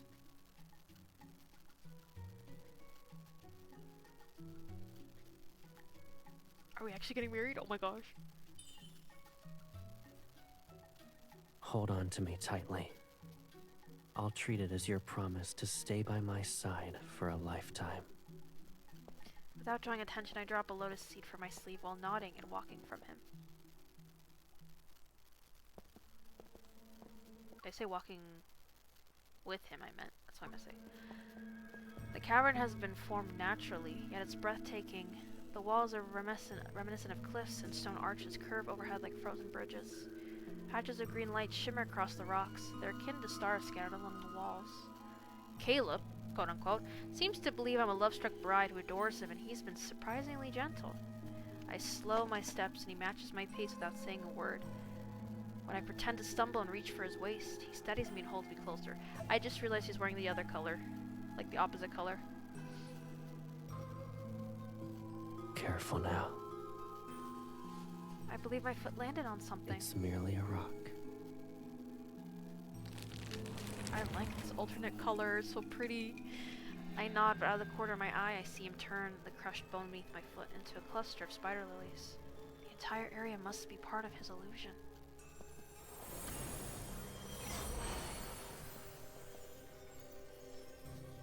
Oh! Oh, okay. When I look up again, a chamber located deeper in the cavern has been transformed into a true wedding hall. Colorful banners, golden bells, scarlet silk draped across the ground, and candles carved into Luong and Fang bathe the space in warm, bright light. I'm not well versed in mortal weddings, so I prepared what I could. If it's too simple, I'll hold a grander ceremony for you at another time. How can that be? Both of us are here. It's already perfect.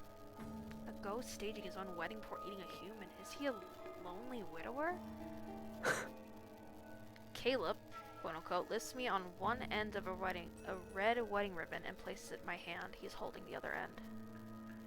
Tinged with the scent of flowers, a sharp chill spreads throughout the air. A dangerous allure softens his features. I don't believe in heaven and earth, and there are no parents to oversee our vows. The ceremony. Why must we place great significance on formalities? I'm marrying you, that's what matters. It'd be best if we finish this quickly. Besides, I refuse to let my first wedding be wasted on a ghost. What if this is actually Caleb, though? Like, I know he's wearing, like, the opposite color, but... He smiles before bowing to me with impeccable grace amidst candlelight and swaying flower shadows. I'm caught off guard. I've only known him as awe-inspiring and fearsome. I never thought he could be so composed, so poised. And the way his gaze softens, how he confidently carries himself and his movements. It's uncanny. Can a ghost truly imitate Caleb this well?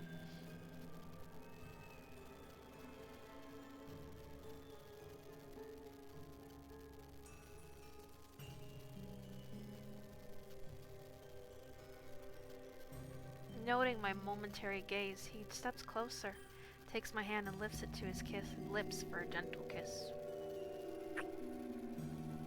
Starting from this moment, we belong to each other forever. This isn't good. I might actually believe everything he's doing is real if I keep looking at his face. I try to come up with a distraction. Shouldn't we drink the new bit of wine? That. We can enjoy it after. Following tradition, it must be brewed in the year of your birth. It shall age until the wedding night. Oh. Tonight was rather hasty. I don't want to give you anything that's less than flawless. He says he's not knowledgeable in mortal customs, yet he carefully thought about this whole wedding thing. I lean in with feigned affection as I quietly use my spiritual power to probe with him. I didn't find any artifacts. He's simply a strong ghost. Dude, it's Caleb. It has to be.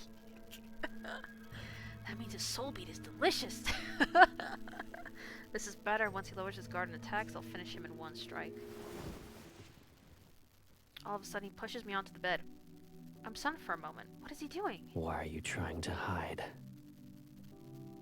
His breath grazes my ear, and the tip of his nose brushes against my neck. Dude, We've this definitely forgone actually the is vows and wine.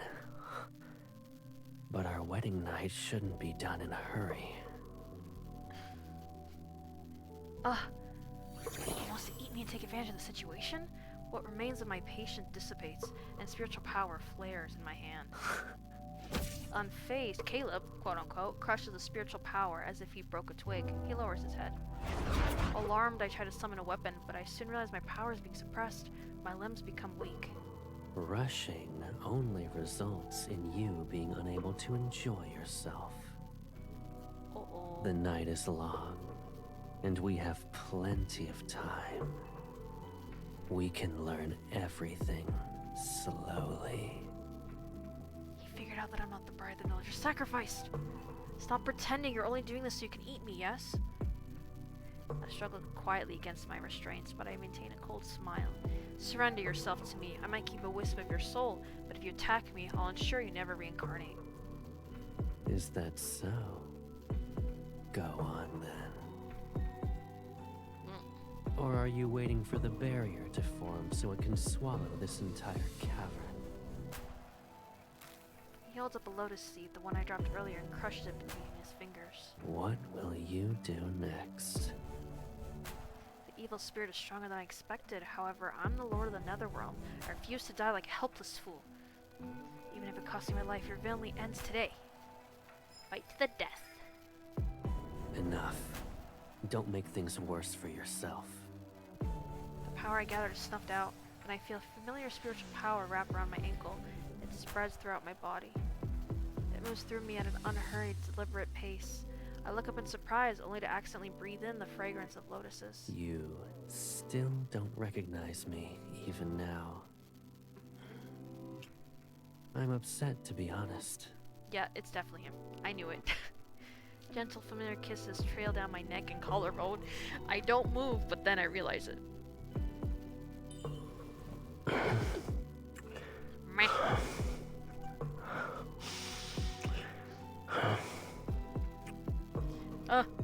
I went too fast. Our lips touch and I taste a familiar warmth. Caleb was the one marrying me this whole time. I knew it! I knew it! I knew it!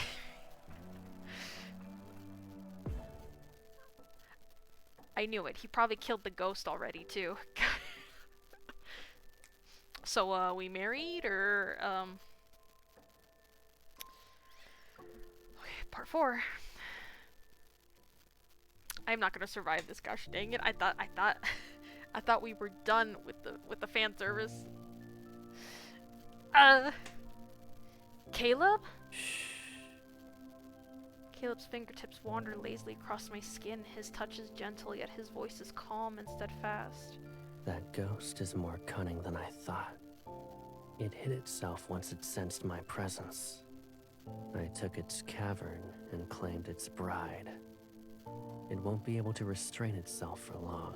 To make it reveal itself, we need to be more passionate. What? Let me tell you something. Let me tell you something.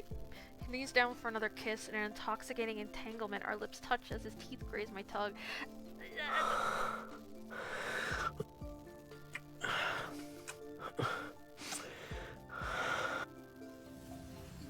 His spiritual power is akin to cold spring water at first, then it transforms to a smoldering flame that gently embraces me. Were you going to marry that ghost if I wasn't here? Tell me. Not him being jealous of a ghost, but then again, this is Caleb. No. As I relax, a new kind of dizzy warmth takes over. I cling to his shoulders with an insistence of a vine winding around a sturdy tree. Scarlet curtains billow as we rise and fall. The scattered lights on the stone walls shine until my vision becomes hazy.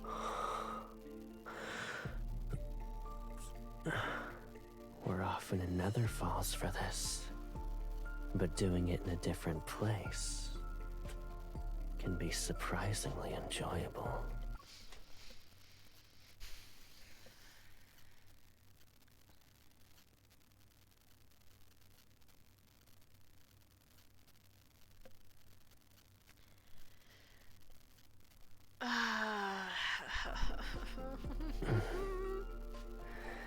If you like it.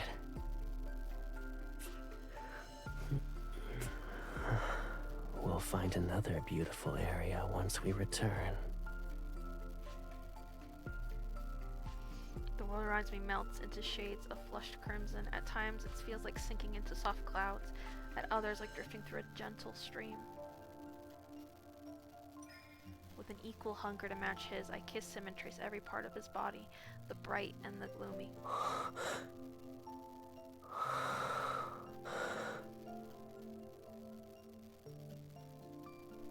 His hair cascades and is tangled with mine. It flows like water between our bodies, consumed by passion. It's as though a lotus seed is sinking into a pool and taking root. It sprouts, and the current spirals through every part of it. 2 vibrant flowers bloom from the nourishment, their petals dripping with dew. Dude, this like... Oh gosh. These guys are really good at censorship and metaphors.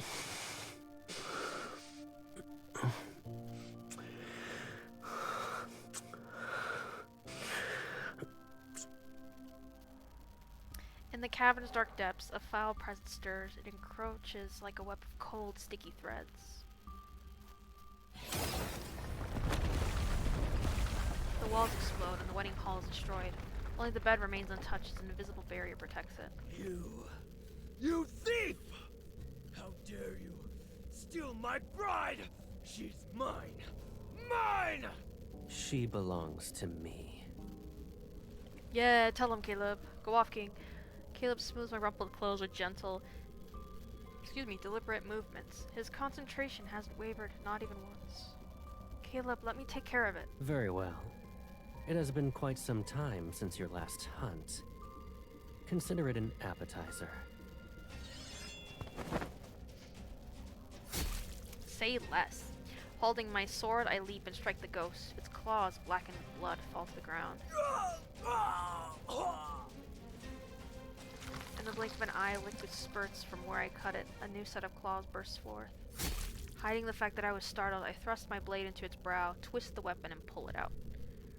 You ruined my face! Do you know how many skins I devoured to grow it? Oh no, anyway. It's hideous and not even worth a single strand of my brother's hair. I'm startled as its face knits itself back together at a swift pace, and I saw a bluish-green light when it healed. I turned toward Caleb, his expression has darkened. You? It stares at me, its gaze akin to brambles covered in thorny hooks. You're my bride, but you help him kill me? I can smell it. You're like me. You also eat humans. Ugh. Cold gleam silences it, half of its jaw and skull tumble toward the ground. You're rather desperate to die. You're... Fate delivered you to me! Laughs hysterically and grows a new head. I'm grateful. Those centuries at Mount Dingshu, it was worse than death! It escaped from Mount Dingshu. Why would a ghost be imprisoned here? You can't drag me back! Ah! Watch him. Cold howling wind enveloped the cavern, an illusory purgatory. With each step Caleb takes, ghostly flames surge to life. Since only nonsense can leave your mouth, silencing you is the best choice. It's regenerating again. What do we do? We'll ensure it can never heal. Swings of the blade, blurring into a dark streak that tears through the ghost. A downward cleave ignited with the vivid azure and violet splits it. Within the sea of blue fire, not even ash remains. Only a single soul bead clatters to the ground. The spider lilies around us wilts to reveal the truth. Dried pools of blood and scattered bones gleam under the shifting light. Caleb. Questions gather in my mind. Why did that creature imply I was also a ghost? What happened at Mount Dingshu? The murderous aura curling around Caleb and the ghost lingering wails prevented the words from leaving my throat. The remains of previous brides were abandoned here. They should have a proper funeral. Caleb doesn't make remarks about how I changed the conversation. Instead, he strokes my head. All right.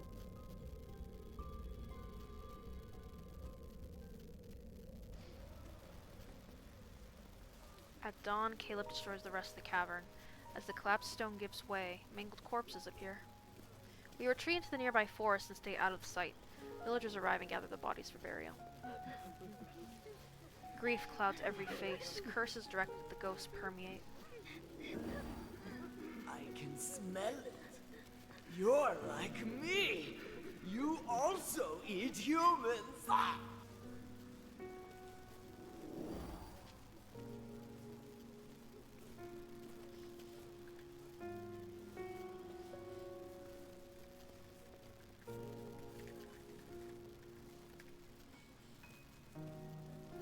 Ghosts shouldn't always have awful words before they die. I shouldn't take it to heart yet. Old doubts rise again. Who or what am I? Are you still thinking about how it said you're some kind of monster? No. It lies too clumsily to fool him. Caleb only lets out a quiet chuckle. What scares you the most? Being separated from you. In that case, is there a reason to worry about who you are? Even if you're a little monster, You right. I'd still take care of you.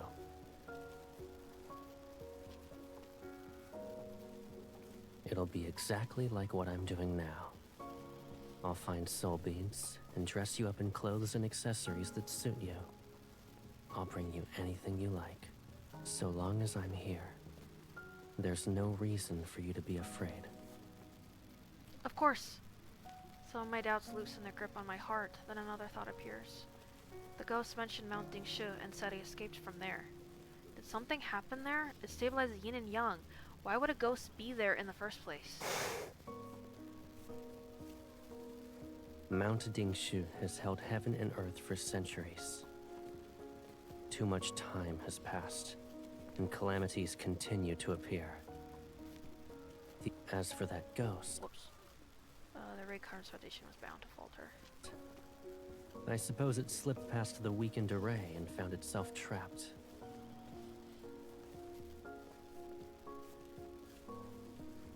But its words, it seemed to imply that Caleb was the reason why I couldn't leave Mounting Shu.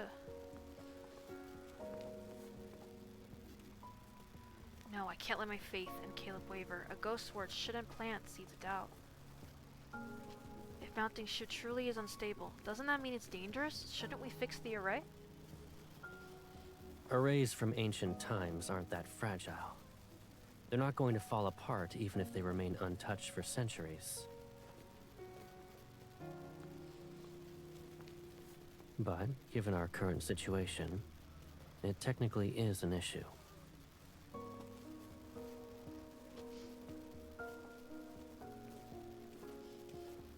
He looks into the distance. The villagers have left the cavern and set the corpses on the ground. I'm heading back to those interconnected caves. Assuming the ghost didn't lie, his escape wasn't by chance.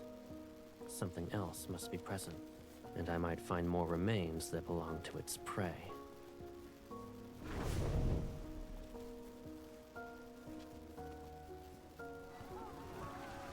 Soon after Caleb leaves, a gust sweeps through the area. Dirt rises and the scent of incense disperses with spirit's grip.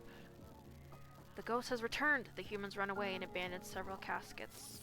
I pluck a few leaves and turn them into thin sheets to cover the bride's remains. The glimmer of light blue flits it across my vision. A dragonfly. Its translucent wings stir the mist like ripples on the water's surface. The chime from an old bronze bell drifts. Is that old spirit master here? We meet again, my lord. What are you doing here? Deep within the mountains, this place is far from Wuding village. I'm uncertain as to how an elderly woman managed to arrive here. I'm visiting an old friend. And this morning, a family asked me to send off their daughter's soul. But when I arrived, they told me she wasn't amongst the dead. She must be referring to the bride I rescued. The masked spirit master shuffles, her legs unsteady. Then she bends down, her fingertip stained in cinnabar, traces the bones inside the casket. Heaven and earth are in disarray. Yin and yang are unbalanced. Turmoil eats the mortal realm that grows weaker with each passing day. I've traveled south and past many empty villages.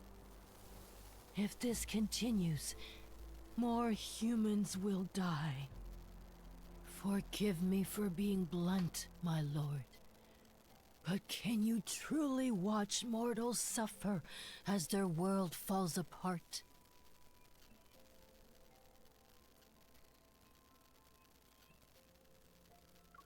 Caleb and I oversee the dead and only the dead. If the mortal realm is worthy of your concern, find the individual who rules it.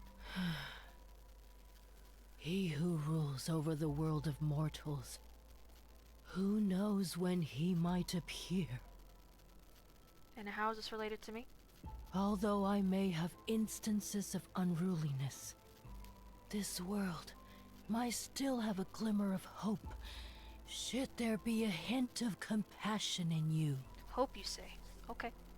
When someone is willing to bear the burden of saving all beings and balance yin and yang again, perhaps the mortal realm can be reborn. I don't know whether to nod or shake my head. Something's not right. Why are you telling me this? Please forgive me, my lord. An old woman can't help but want to ramble.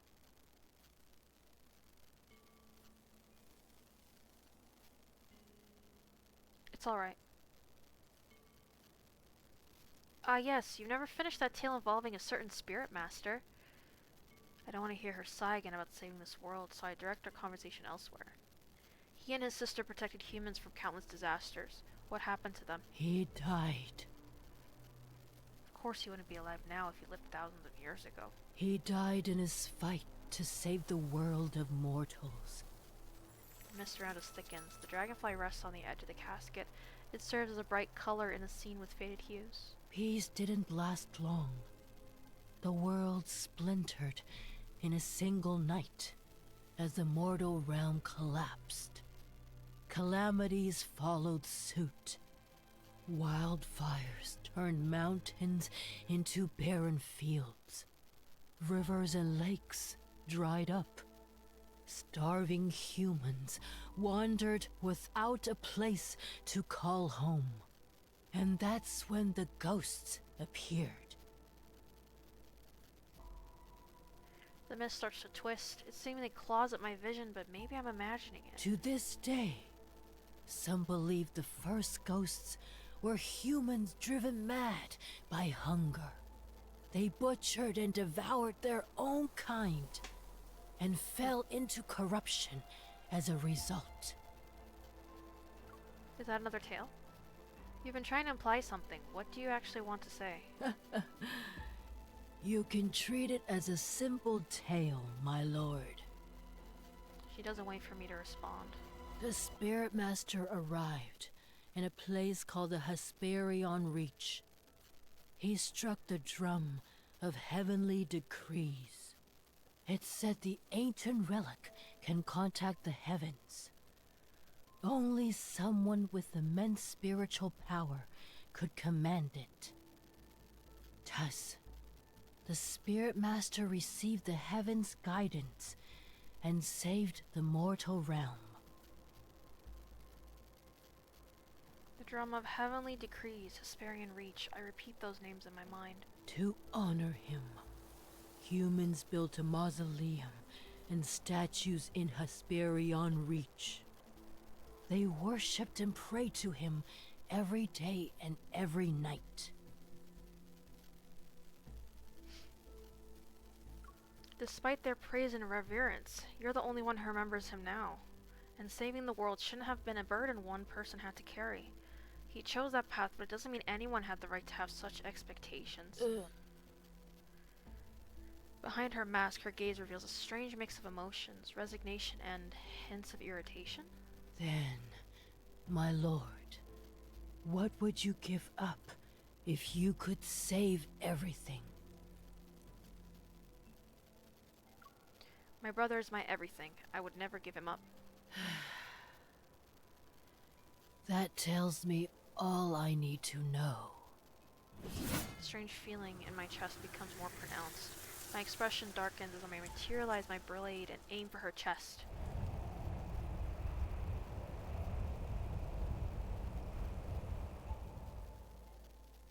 An illusion? Who are you speaking to? I think I saw that old spirit master from Wuling Village. Leaving out the details of our conversation, I explained what happened. Caleb's brow was slightly furrowed. You don't need to be concerned about her.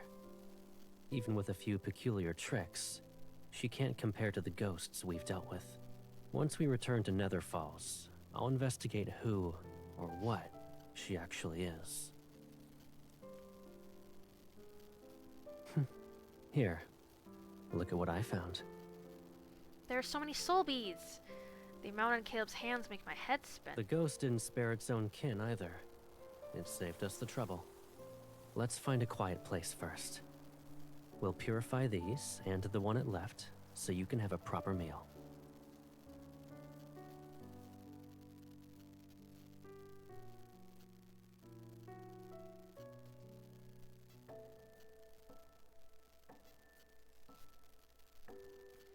Okay, halfway there.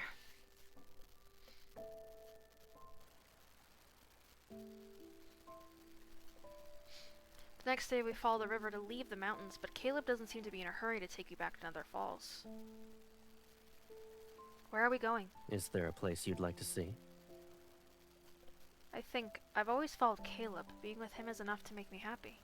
However, I must name a location. It's strange how the tale that old spirit master told me comes to mind. Caleb, have you heard of Hesperion Reach? Why are you suddenly interested in it? Oh, that That old spirit master mentioned it. I'm not sure why it sounds familiar. I feel as though I've heard it before. Fireflies drift along the riverbank. Caleb gathers a few, shapes them to a small glowing lantern, and places it in my hands. The Hesperion Reach is the source of the River of Oblivion, which runs through Nether Falls. It's to the far west, and it's the place where the sun sets. Similar to Mount Dingshu, yin and yang converge there. But now, it's a ghost town. What do you mean? Only ghosts live there. My eyes widen, and he taps my head. They're ancient, so they lack soul beads. You can't eat them. It's also why they're unable to leave. They're forever bound to the Hesperion Reach. I nod, then my retort escapes as a mutter. Wasn't going to eat them. I pause and weigh my words. I want to see the Hesperion Reach. There must be a reason why the Spirit Master told me that story. What she wants to reveal, it involves Hesperion Reach.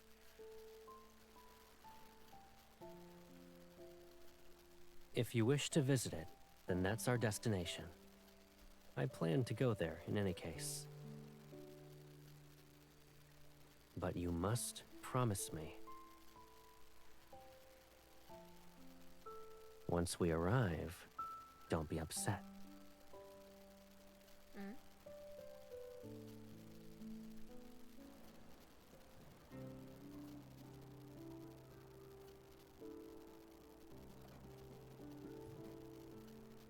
This is the Hesperion Reach? A ghost town? Unable to believe my eyes, I look around. The Hesperion Reach was described as a city filled with spirits, yet it's more beautiful than most human villages. I can almost believe the sunlight here is warm. Ghosts stroll under the sun as they move between homes and shops. There aren't many of them, yet I can sense an uncanny liveliness. What a handsome spirit. Where did he come from? I'm going to see where he settles down. I'll ask him to share a drink with me tonight, and... At your age? Do you think you still have a chance? Oh, please. You are at least 8 centuries older than I am. No wonder he told me not to get angry. I grit my teeth, wish I could wrap Caleb in a blanket to hide him.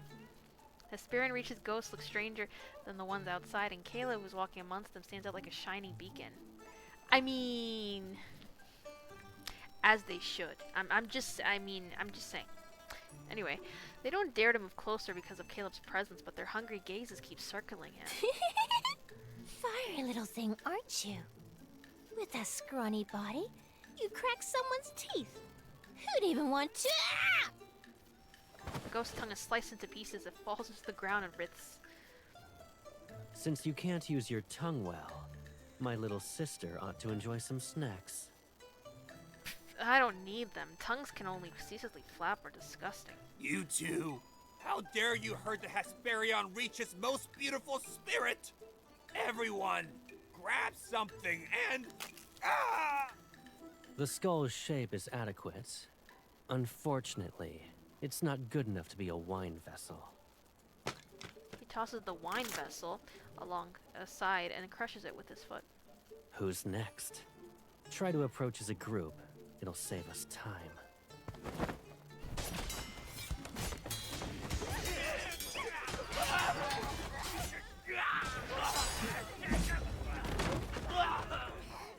Doesn't take long for the whispers to change from praising his handsomeness to saying he's terrifying and handsome. Before we arrived, Caleb disguised our spiritual power to resemble that of a ghost's. These hideous ghosts, now more battered, leave and clear a path. It's almost like they're intimidating how humans live. They've been isolated for so long that they started exhibiting behaviors from ancient times. They're attempting to return the Hesperion Reach to its former glory. And since they can't leave to hunt humans, they live off the beasts that wander in. As a result, the air here isn't as foul or corrupted as other locations in the mortal realm. That explains why they're not as hideous as the ghosts I've seen prior. Their faces have a simplistic charm. I wonder if the air they're mimicking is the same one from that old Spirit Master story. I look at Caleb. Under the gentle sunlight, his sharp gaze has slightly softened. Caleb, you're here for a reason. Is it related to Mount Dingshu? I can't hide anything from you. I left something here a long time ago. What is it? I'll help you find it. It's not urgent. I wouldn't say it's important, but it'll let Mounting Shu's array last longer. A couple of thousand years. If I find a lead, I'll ask for your assistance first. I understand what he's implying. I need to save my strength because none of the Hesperian reaches ghost-possessed soul beads. I'll keep that in mind.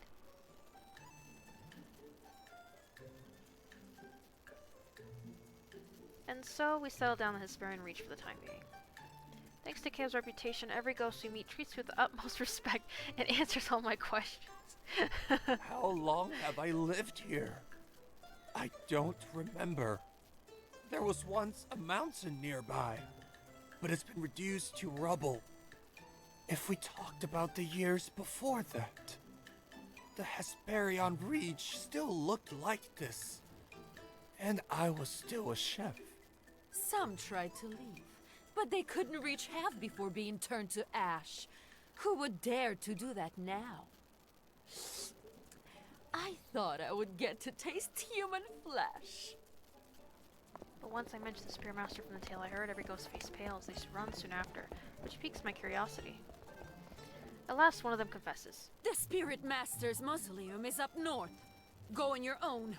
Don't make me escort you.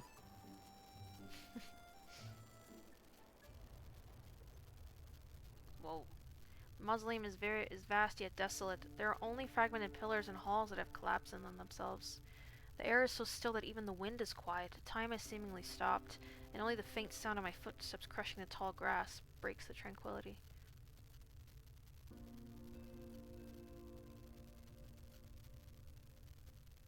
I feel as though I've seen them before. I lift a hand without thinking, tracing the outline of the ruined palace as if I might piece together what it once looked like. A light blue dragonfly lands on my finger. Is it the same one from before? It flits forward and hovers midair as if waiting for me to follow.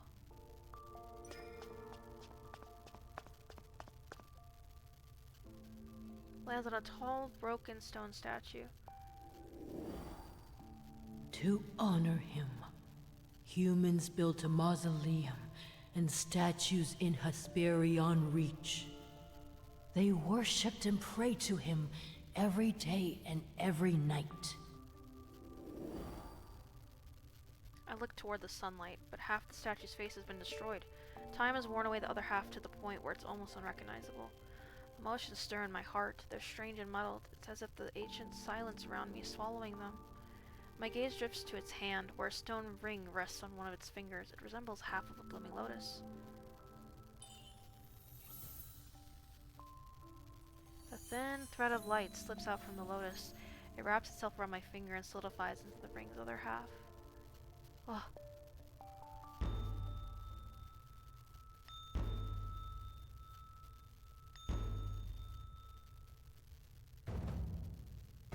O sun and moon, be the mirrors that witness. Mountains and streams mark the river of time. Divine blade reflects blazing sunlight as it shines on the poised, striking figure holding it aloft. Immense smoke curls around an altar as banners flutter in the wind. He moves to the beat of the drums and bells. Each step he takes is slow and deliberate as he chants solemn prayers. Yeah, I knew it. This was our past life. Colorful ribbons stream from the ornate beast head mask, rippling with its movements like cloud trails following a descending deity. 1,000 years without calamities. 100 generations of absolute prosperity. Humans gather below the platform and bow to express devotion. Their revering gazes rise toward the heavens and the figure who shines like the sun. Caleb? No, this is the Hesperian Reach in the past, and he's the Spirit Master in that tale. When those thoughts appear, the scene before me shifts as though the dream unwound. Oh! Oh my gosh. They're using the outfit from the New Year event. That's so good. But the opposite color. Okay, Infold, I see you. The Spirit Master has removed his ornate mask. The distant divine figure, that's the epitome of purity, seems to be within reach. Why are you staring at me like that? You forgot who I am? He sits on the stone steps while using a small knife to carve something. You kept pestering me about wanting a mask as impressive as mine. Am I mistaken? But it's too heavy for you. You'd only be capable of wearing it for a second. Under his knife, the breastbone becomes a refined piece. I caught another beast and brought back its skull. It's the same as the one used to make my mask. I figured I could make an accessory that would suit you. Come closer. Do you like it? Why does he sound familiar? I try to walk toward him, but it's as if heavy weights are shackled to my feet. My consciousness grows heavy with each step. Once it's finished, I'll tie colorful ribbons onto it. You'll look beautiful when dancing. Why are you... A pair of arms catches me, and the subtle, intoxicating fragrance of lotuses drift closer.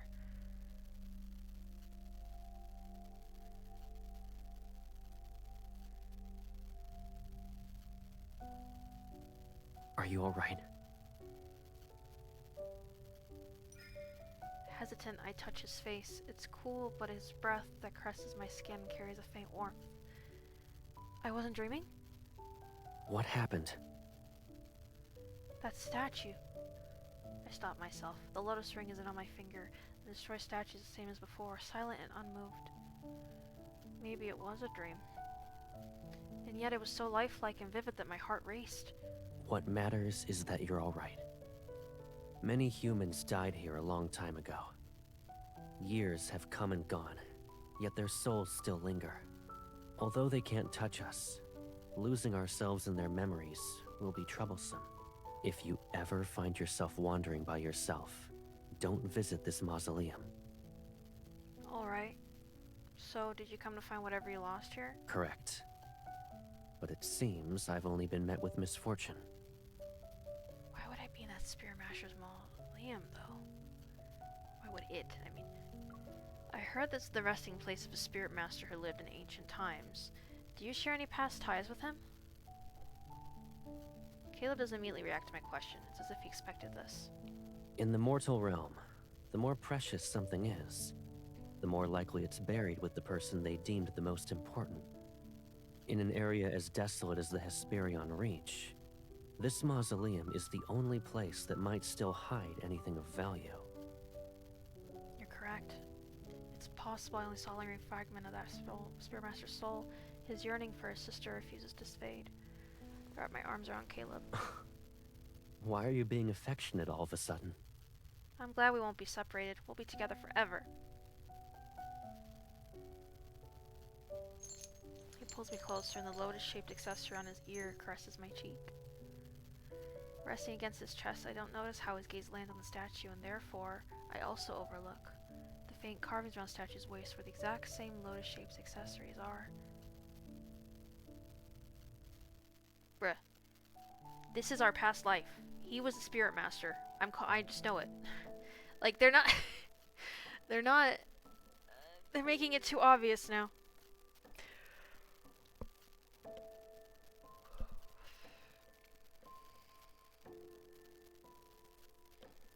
I'm not seeing too much connections to the second myth.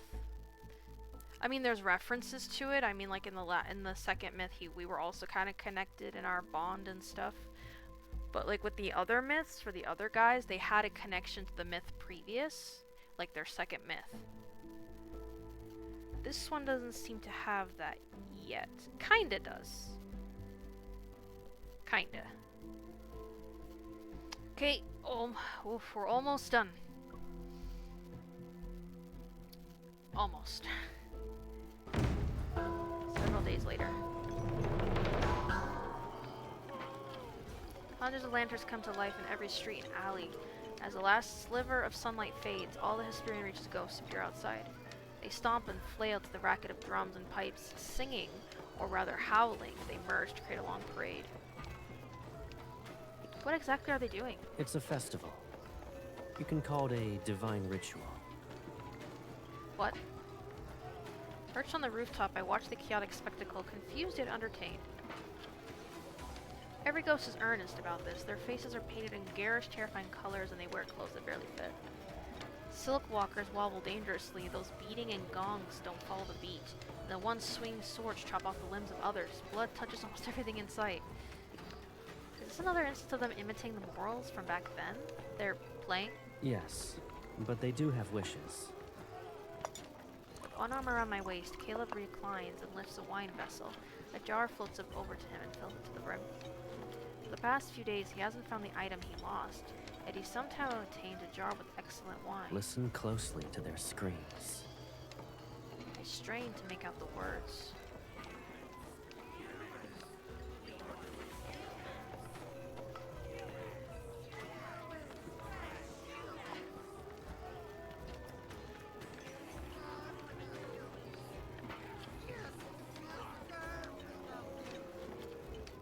The parade carries a ghost who's been gutted. It rearranges its inside as others snatch pieces to eat.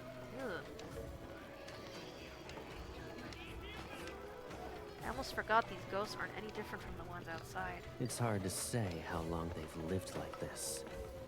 It's pitiful that not a single immortal bothers to listen to their prayers. Immortals don't even answer to humans. Why would they listen to ghosts? However, they seem to be enjoying themselves. Do you like what you see? It's not exactly gorgeous, but is there another place where you can witness ghosts host a divine ritual? Seeing my amusement, Caleb lets out a low chuckle and hands me the wine vessel that's filled with liquor. It's clear and bright like a scoop of moonlight.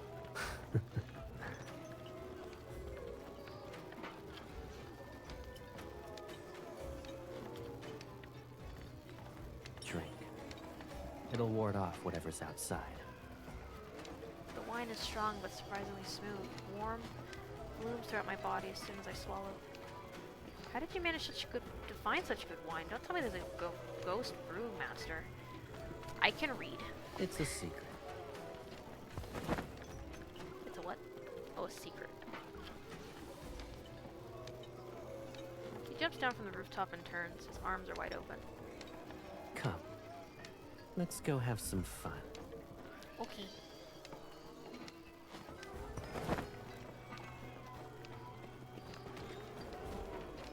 Beyond the parade, a night market has appeared. Ghost chefs swing 3 cleavers at once as they chop with ferocious enthusiasm. Now this is giving me Spirited Away vibes. The stalls are lined with oddly shaped trinkets. Their craftsmanship isn't as polished as a human's, but there's a unique charm. We've barely walked down half the street, yet my arms already carry a bone wind chime, a casket frag with many colors, and a beast tooth hairpin. I'm not greedy, it's just that whenever I glance at something twice, Caleb gives one look and... Stay away! Take it! Take whatever you want! Please! Ah! I accept everything with a look of apology. Caleb flicks my forehead. Ah. Shouldn't you express your gratitude after taking all of that? We should prepare a return gift and deliver it together. A few severed toes should suffice. Dude, he has no chill. No! Don't come any closer! The ghost runs into the parade while shrieking. I don't know if the frenzied ghost will trample it flat. Is there anything else you like? His gaze drifts towards 2 more trembling ghosts. Before they panic and run, I grab Caleb's arm. We have more than enough. The Netherworms and Netherfalls will be happy for weeks. I sift through our haul and hold up one pendant to him, then another. They're mediocre. My Caleb is the best in this world. Only flawless things are worthy of his attention. Is that what you think? What exactly qualifies as flawless? I pretend to mull it over, then I smile and wrap my arms around his waist. Me, aren't I the best sister you could ever ask for in this world? The best Mimi. In this world, you're the best. And you taste incredible. Someone loudly gasps nearby. Doing that when there are others around. How shameless. Is there even a sense of decency? This is the first time I've seen a live... Never mind.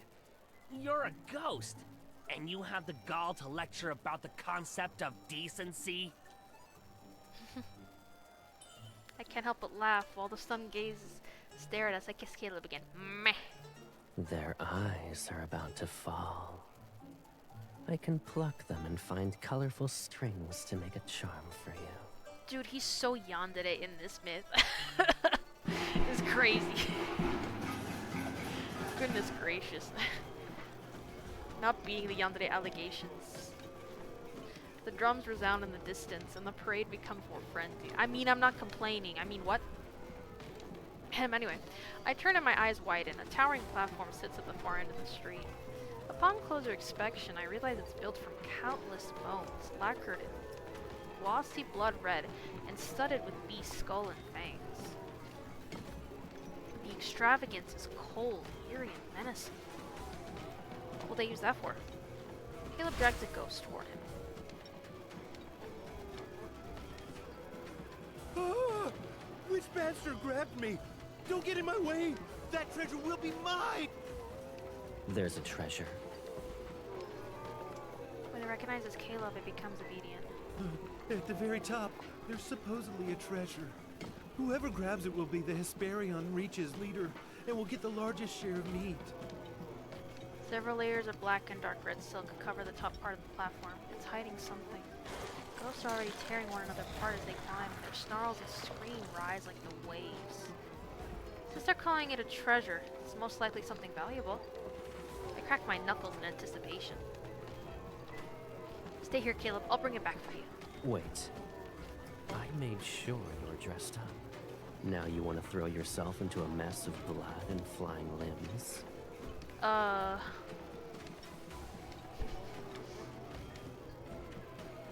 I'll bring it to you. But I want to give it to you as a present. It's pointless if you do that. You're not wrong. Then Picks me up with one arm. I'll bring you to the top, and you can grab it. Then you'll give it to me as a gift. Okay, that's a good compromise. We can do that. He smiles and jumps. We surge as blood droplets scatter behind us. Within seconds, the brawling ghosts are toppled. Confused and surprised, they stare at us. Caleb moves like the wind. We're in the air now. A ghost halfway up the platform lunges toward us with his snapping jaws. He raises an eyebrow as a golden lotus petal slice the air. The ghosts are knocked off the platform as he shields my dress, as if it's second nature. The ghosts come to their senses. Roaring, they swam the platform. Should they say swarm? It should say swarm. Pathetic. Instead of rushing, he slightly lifts me up and walks through the air. He circles the platform at his own pace. Whenever a ghost climbs too high, he steps on its head and kicks it to the side. Caleb, there's another one! I'll abide by your orders. The ground is quickly covered with groaning ghosts. Please, I clap for Caleb. Yeah! There's a soft clink as he lands at the top of the and brushes those layers of silk to the side.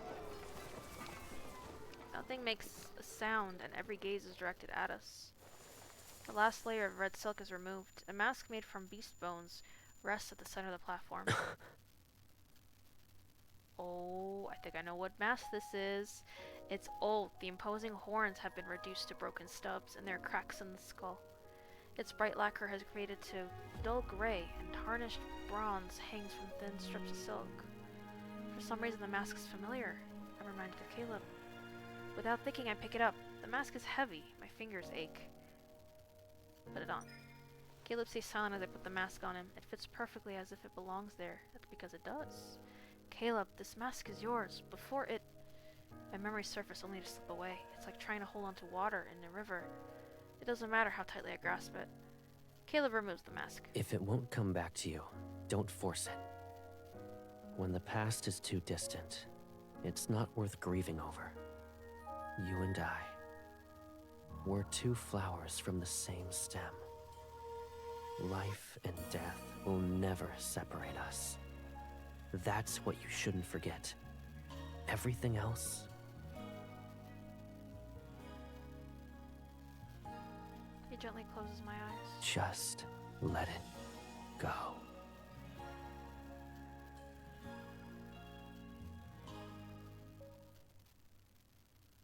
Okay.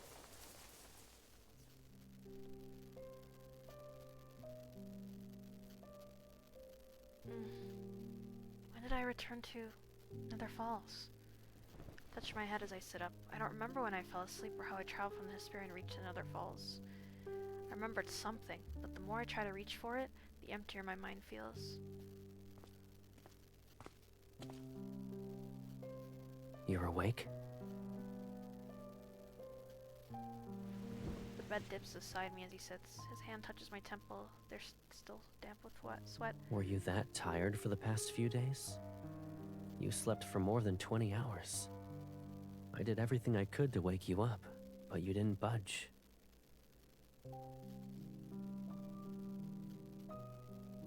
I slept for that long? Everything feels foggy. I only vaguely recall staying in the Hesperian Reach with Caleb for a few days. But I can't remember anything before I fell asleep. Caleb, how did we return? You forgot. The Hesperion Reach is the source of the River of Oblivion. We followed it downstream. You even brought all these baubles with you. You wanted to give them to the Nether Wardens. You said you wanted to find an item in the Hesperian Reach. Did you find it? I struggled to remember until I finally grasped a faint thread from a single memory. I found it, yes. He gives a small smile and lowers his gaze. It wasn't important. Don't worry about it. You're still going to daydream? Did your slumber shuffle your thoughts? Maybe. Try to remember what happened before I slept, but to no avail. Only a dull ache settles. My body is seemingly trapped in fog. I feel light, adrift, sluggish. I close my eyes. All right. You've slept long enough. He picks me up and carries me toward the doorway. You won't be sleeping the next time you close your eyes. It'll be because you fainted from hunger.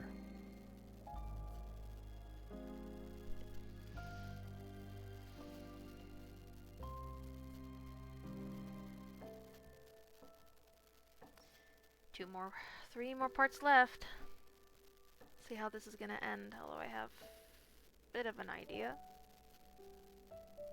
About ready to cry. After restoring my spiritual power, I sleep for another 2 or 3 days. When I wake up, I feel lighter and more alert.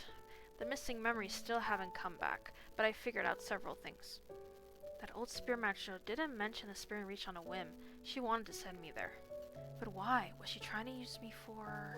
Why did you take mine? That one is yours. You grabbed the wrong one. The Nether Wardens gather around me. Curious, they poke the trinkets I brought back. I return to the present, call 550 over and give him most of the baubles. They're for you. Think of them as an apology gift. Thank you, my lord. The bite mark on his face hasn't completely healed. He musters a sheepish smile. Why haven't you fully recovered yet? It's because... That noise! No, the Nether Bridge! It collapsed again! Huh? The Nether Bridge spans over the River of Oblivion, and every soul must cross it. It's ancient, but it's not fragile to the point of falling apart often. As of late, there have been so many souls. A few days ago, they crushed it, moments after we repaired it. The Nether Wardens groan and hurry away, leaving a flurry of footsteps in their wake. I soon follow them.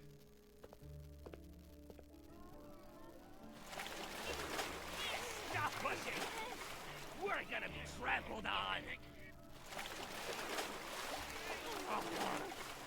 Help! Let me out! Souls are overflowing both ends of the Nether Bridge. The churning river possesses flailing figures. Some of the Nether Wardens scramble to repair the bridge, while others struggle with makeshift fishing nets. They're trying to bring the drowning souls ashore. Since when were there this many souls? After you left Nether Falls, it wasn't this bad before. That's why 5-5 is recovering slowly. Everyone is too busy. Nether Wardens try to restore order, but their soft voices can't overcome a cacophony from restless, resentful souls.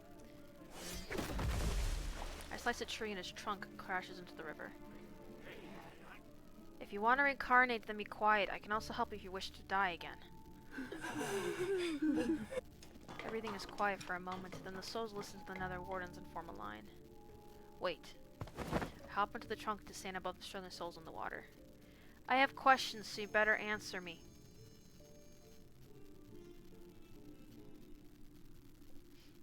The problem with the Nether bridge has been dealt with, so I return to the Lotus Pond. Lost in thought, I rest on the water's surface. I assume the souls belong to those who were killed by ghosts, but after my interrogation, I learned that most were victims of calamities. That old spearman mentioned empty villages in the mortal realm. More humans are dying. If there is a problem, then it's only a matter of time before the Netherrealm encounters its own issues. Caleb might exhaust himself. I should check on the mortal realm tomorrow. The thought has barely formed in my mind when a gentle touch brushes against my temple. Why are you frowning? I heard there was an incident at the Nether Bridge. Did those souls upset you? They're not worth it. I was worried about you. I tell Caleb what I've been thinking about. He smiles. Look up. I do as he says. At first I'm confused, but then I see it. The sky looks clearer? Nether Falls is where yin and yang meet. The mixture of their energy stained the sky with dreamy colors. Some of the mist has dissipated. I can faintly see the stars. Caleb once told me that every cloud in Nether Falls shows how the heaven's yang energy mixes with the Nether Realm's yin energy. The clouds aren't as thick. Has mounting Shiva Ray stabilized? I quickly sit up. Caleb, did you repair mounting Shiva Ray? Of course. It was done while you slept, as if nothing in the world could wake you. Even if the mortal realm is headed toward destruction, it won't happen for thousands or tens of thousands of years. The Nether Realm is safer as well. You don't need to worry.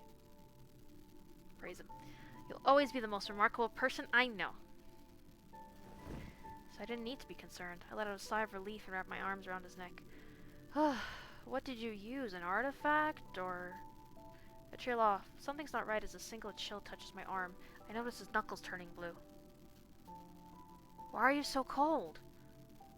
You haven't visited Mount Dingshu for a long time. Did you forget how cold it is? In comparison, Nether Falls is warm and pleasant.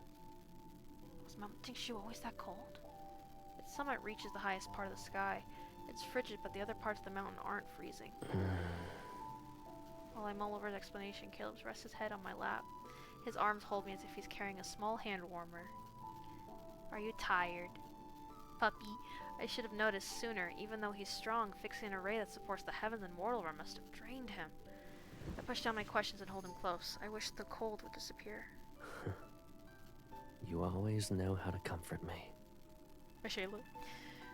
Why didn't you bring me with you? I could have provided aid. It's because I need you for something else. It's more important than the array. Oh. Tell me what it is. I'll do it.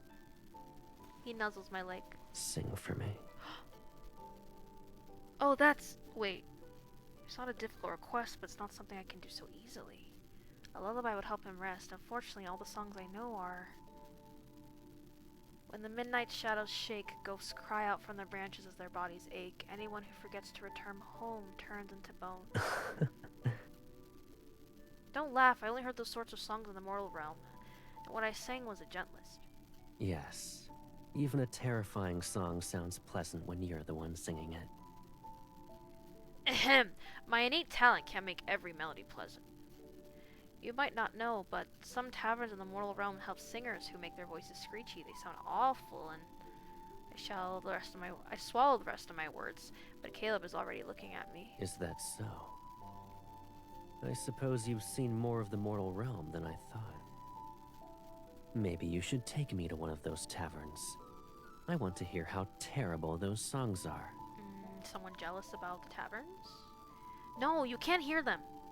I cover his face with my sleeve. He already draws too much attention in the Hesperian Reach. I won't let him visit a more dangerous place. All right, I'll behave.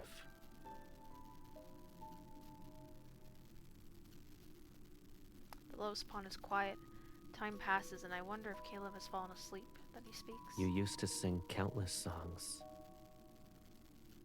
Huh? He almost never talks about my past. My ears perk up. People always stop to listen. Even the wind. But you only sang for me. It sounds like something I do. I nod. What were my songs about? Many things. The sky, the land, mountains, rivers, storms, rainbows. Every single wonder in this world. I heard each and every one of your songs. That's why I would... I can't tell if he's too tired or if he refuses to say more. Careful, I ask him. Can you sing one of those songs? I want to hear it. If it's his theme song, I'm gonna start crying. I'm not a good singer. I've also forgotten most of the melodies. I only remember a few words. When the heavens were created, its voice tolled like a bell cultivated. When the mortal realm was created, its breath was like the wind calculated. When mountains were created, they were green and stretched endlessly like wealth accumulated. Wandering souls returned to the hills of their home with no concerns. His words are akin to mist as it fades, and his voice becomes quieter. He fell asleep. My Shayla. I run my fingers through his hair in hopes of chasing away that chill. My fingertips touch something. A petal. Nether Falls is always covered in flowers. This petal is ordinary, so it's not odd that I found it in his hair. However, it carries an unusual energy and only ghosts have it. Even in places with hordes of ghosts, plants rarely absorb this much. The petal has as much energy as a full-fledged ghost. Only one place would have plants tainted like this, the Hesperian Reach. The plants there are always around ghosts. Their presence eats away at everything until nothing pure remains. Caleb said he returned from Mount Dingshu, so why does he have a petal that came from the Hesperian Ranch? It's a minor detail, yet a profound unease ripples inside the depths of my heart.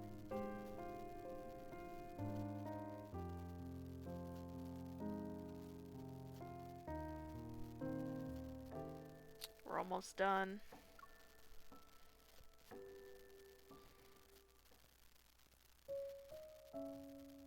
Perhaps because the seals on Mount Dingshu were stable once more, the endless surge of souls into the Nether Falls finally began to slow. The restoration of the magical rays caused a few tremors in the realm, but they proved to be nothing more than a false alarm. I went to the mortal realm and watched as it finally caught its breath. It snatched a slim chance of survival and crawled back from the edge of ruin.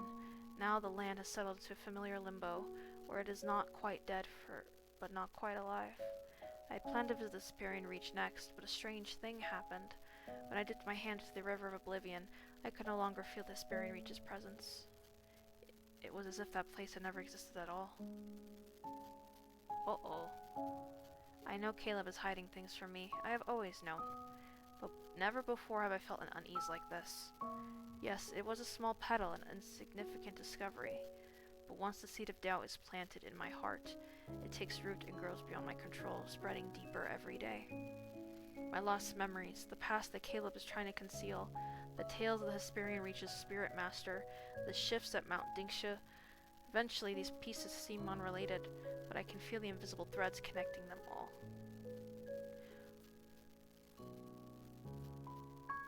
I do not dwell on the past or what cannot be undone. I simply refuse to remain in the dark, safely sheltered behind Caleb's back.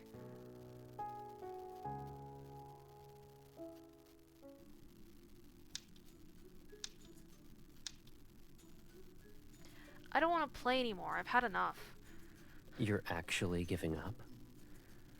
Caleb tosses a few pieces into the air. With a smug smile, he lazily catches them. Do that, and you owe me 630 years of tending to the lotus pond. Oh, and my Caleb is the best. You need to say it 630 times. Sheesh. How does one more round sound? If you win, we'll agree that your previous losses never happened. You said that when I lost for 330 years. I pushed the pieces aside, feeling nothing but regret. I originally brought this Shang-Chi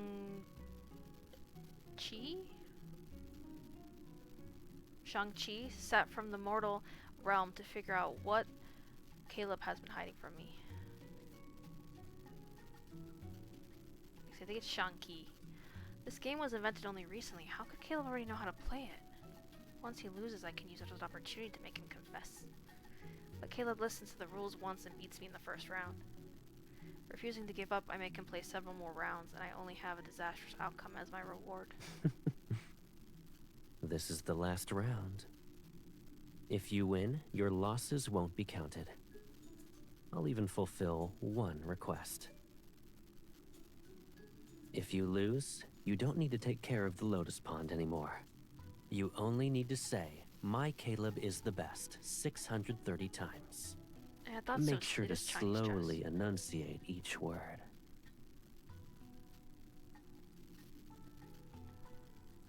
Gosh dang it.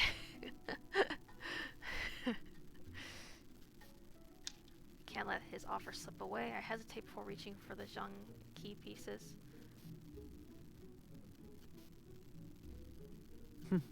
I suppose I lost. Yeah! Calmly sets the piece down. What do you want? I'll agree to anything. Caleb, you're not very good at pretending to lose. And so long as you're happy, I don't mind a loss or two. I move closer to him, feeling slightly awkward. I hook my finger around the beads on his wrist. You knew I wanted to ask you something. If I didn't notice how obvious it was, I'd be more than a disappointing brother. Then, Caleb, you and I are each other's most important person. No one can understand us better than ourselves. Yes. In the past, the present, the future, whether in the mortal realm or Nether Falls, you've always believed this to be the case. The fact that you're mentioning this means your request isn't trivial.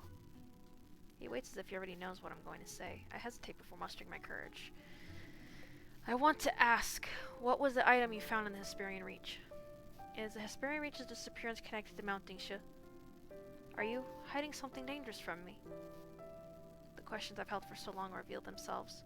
My heart feels lighter, but it still races with worry.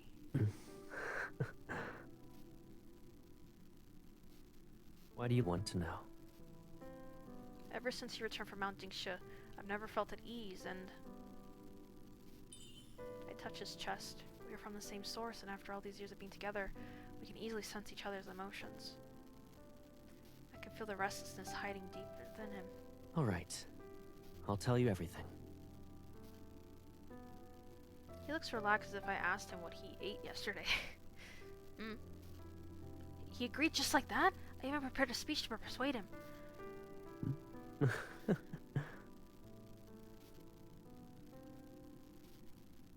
Didn't you say you wanted answers? Why do you look surprised? Are you worried I'll ask you to do something scary? You also hold the title of the Lord of the Netherrealm. Knowing about these matters is your right. And the time has come. You could never hide behind me forever. My baby sister is braver than that. Words aren't enough. You must see it for yourself. He conjures another seal in his right hand. Ghostly lights cut the drifting petals and open a rift. Come. I'll show you the answers you want. Okay.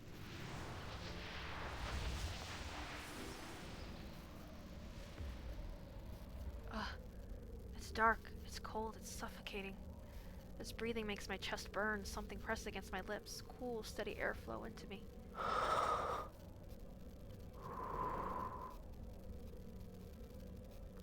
Do you feel better now? Do you just breathe into our mouth?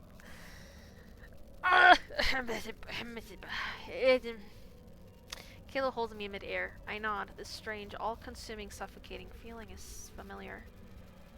Is this Mount Dingsha? The rest of my words die on my tongue as my eyes widen. Before me stretches a massive cavern. Its depths are so dark that it resembles a grand underground palace. Countless stone alcoves stretch from the highest point of the wall from the depths, down to the depths. Filling every corner, I can almost believe a forest of stone stands before me. Each alcove glows with cold bluish-green light. It appears thousands of lanterns from afar. Beautiful yet eerie, each one radiates a biting chill. We're in the depths of Mount Dingshu. The purest yin energy gathers here. I realized that the chill I felt back then, it was from this place. This must be one of the places where the array has weakened. But why is the energy of ghosts so abundant here? An unfortunate thought flashes. I tighten my grip on Caleb's arm. Caleb, don't tell me those alcoves are... Caleb doesn't answer. He simply lowers his head and gives me another soft, cooling breath.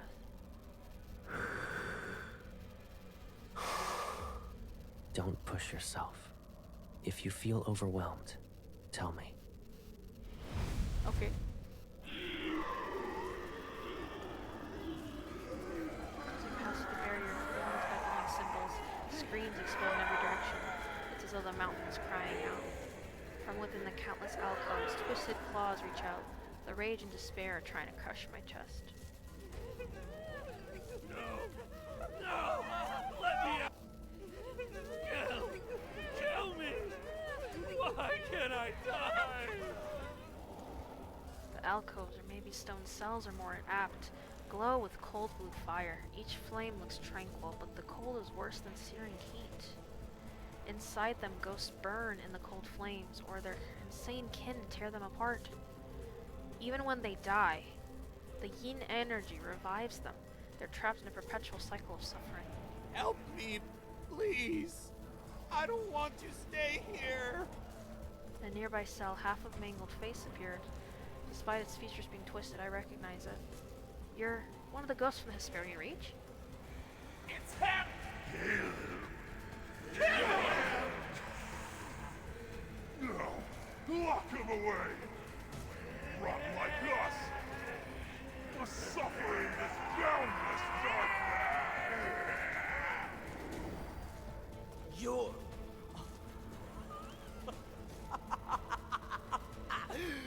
Fate delivered you to me! How could I show my gratitude? Those centuries at Mount Dingshu, it was worse than death! Yeah, these are all the ghosts recognize him as the spirit. Was the spirit master? Screams and howls bounce off the cavern's walls. I start to process what I'm seeing. Caleb, are you using these ghosts to keep Mounting Shoes arrays intact? The ghost that ate brides and the others before it, they've been imprisoned here. Why? The question disappears under those sounds. Caleb frowns and moves his hand. Instantly, every ghost is pulled back into its stone cell. Eerie and fierce, the icy flames burn brighter. The yin energy here continues to eat away at the yang energy. If Mount Dingshu's array breaks and yin and yang become unbalanced, this world might become a domain for ghosts. A real purgatory filled with evil spirits. Oh, he looks up at this vast, icy prison, the cavern filled with ghosts. It was an accident when I discovered that they can slow the yin energy. For ghosts whose only instinct is to eat humans, this is the most suitable end. How do you know all of this? I'm also Lord of the Netherrealm. It's my fault. I left you behind many years ago. You suffered and lost most of your memories. You can ask me anything. I'll tell you the truth. And if you don't want to bear the burden, you can offer it to me.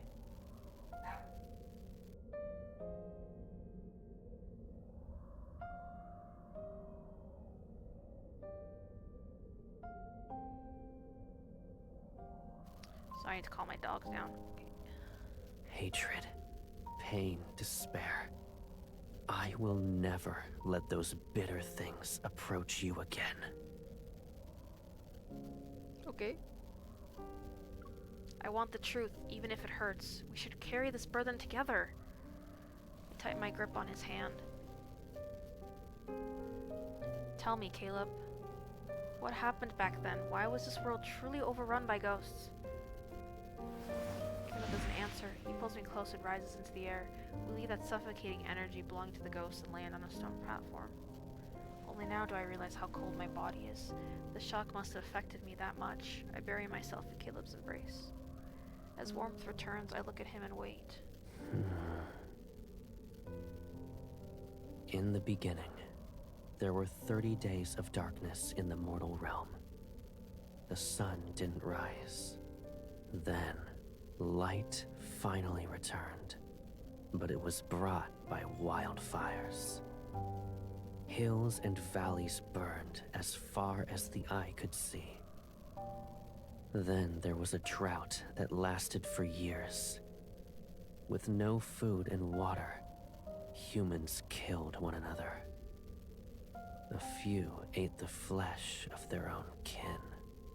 And then, the ghosts appeared. Where did they come from? Since yin and yang were unbalanced, calamities corrupted them. Fear, despair, hunger. Twisted thoughts from the living fed that corruption. So it grew. Ghosts appeared one after another, and the world became fragmented. He lets out a cold laugh. Who was the real monster? Those ghosts or humans?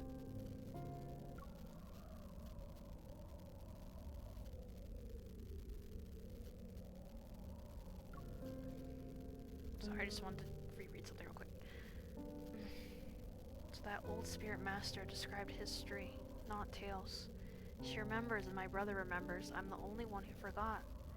So when Caleb sent the yin and yang becoming unbalanced, and that the calamities might strike again, he started using ghosts to power the array and keep the yin energy under control. Yet I feel as though there's more to this. It's significant. I try to think, but I soon clutch my head. Maybe I learned too much at once. My mind is heavy and entangled with a fog. It blocks my path toward the truth. Perhaps it's more akin to a barrier. A dull ache starts to throb. Does it hurt? Those ghosts' energy is too strong. We can't stay here. We'll continue this once you've recovered. All right.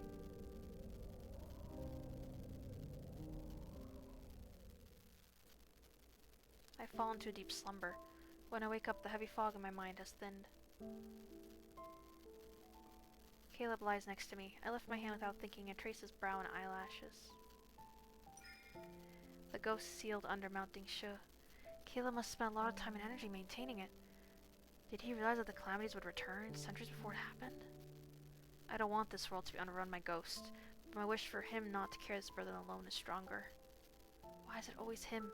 It's almost as if he's the only guardian this world has. I won't let him become the Spirit Master from those tales, where he gives up everything only to lose his sister. The Spirit Master and his sister, Caleb and me, are we truly not connected?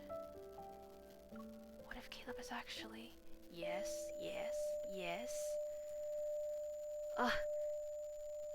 Oh, my head.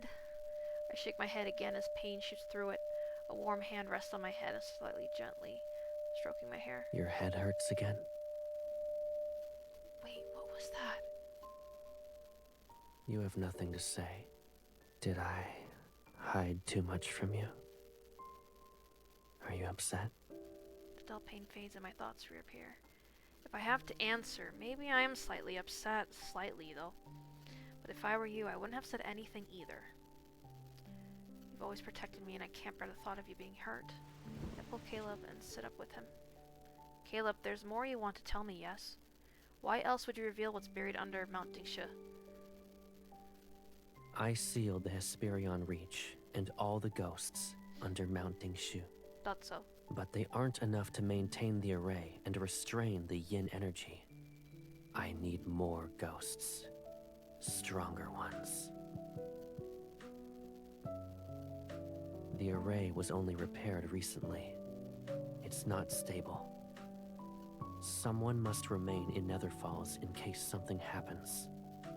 My eyes light up. Caleb needs my help.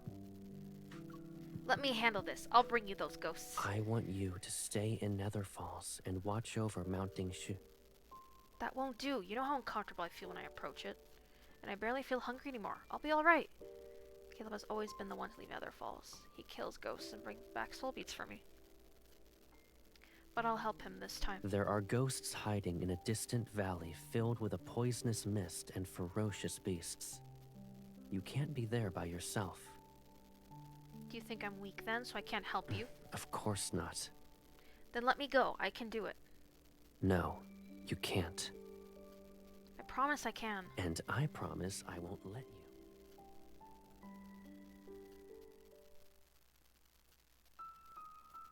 Eventually, after my persistent pestering, Caleb finally relented. On a clear moonlit night, he escorted me to the gate of the two realms. He was clearly reluctant to let me go, showering me with endless parting words and even handing me his artifact for protection. I threw my arms around him, just as I had many times before, when I was the one seeing him off, and nuzzled into his chest with deep affection. Be good, Caleb. I'll be back in no time. He gave a soft smile and promised he would. It all felt so ordinary, a moment indistinguishable from any other day we had shared. There was no omen, no shadow of what was to come. That is why, for a long time afterward, I simply refused to believe that this was the last time I would ever see my brother. Oh boy. Oh man. The final part. Here we go. I'm not ready. I am not ready at all.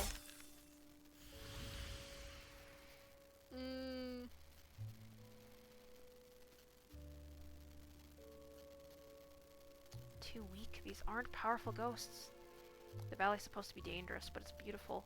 Clear water and rolling hills. It's so peaceful that anyone would want to stay. I searched the area for a month, only to find a few ghosts. They're so weak that they turn to ash when my blade grazes them. I'll ask Caleb when I get back. Maybe he sent me to the wrong place. But this place is beautiful. I should buy some paper and draw the scenery here, then he can see. I catch a few drifting blossoms to find the most gorgeous one for Caleb, but none of them are good enough. Catch the flower. Ugh! Dizziness and pain crash into me. I fall to my knees and watch blood drip into the grass. Something locked away in the depths of my mind frees itself. Memories flood into me. I feel a cord inside me break. Then it's silent. Caleb! No. My hands shake as I try to summon Caleb's artifact. A golden lotus flickers into my palm, then it disappears like smoke. His artifact is forged from his own power. If it's gone, then... I must be overthinking. Yes, that has to be it. I need to go back. I need to find him. I stumble to the stream and dive in headfirst. Every river in the Mortal Realm is connected to the River of Oblivion. If I could return to Nether Falls and see him...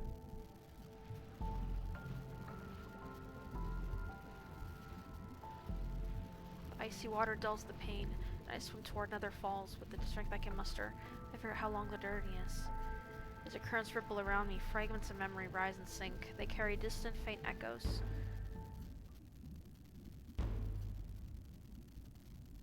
Dong, dong, dong. Drum of Heavenly Decrees. It's coming from the Drum of Heavenly Decrees. Sir, it's not that I refuse to treat her. You must be well aware of it, too. It's not an illness that eats away at her soul. It's the calamity. The mortal realm is destined to collapse, and she must fall with it. How absurd.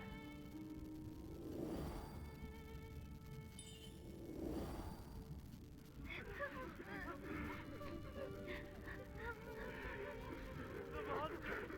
They're here again to eat us!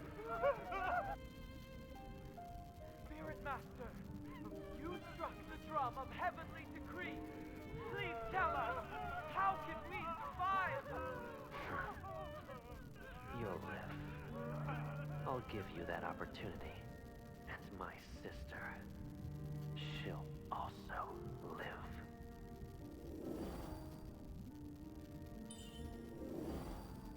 The drum of heavenly decrees has spoken. Only your sister can save a world ravaged by ghosts. Only she can save the living. Save the living.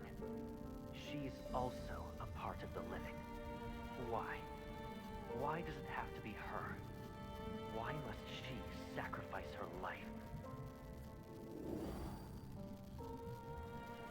For all the sounds and fragments, one voice rises above the rest. I know who it belongs to. It's so familiar that tears wells in my eyes. I'm starting to get a bit emotional as well. Like, for real.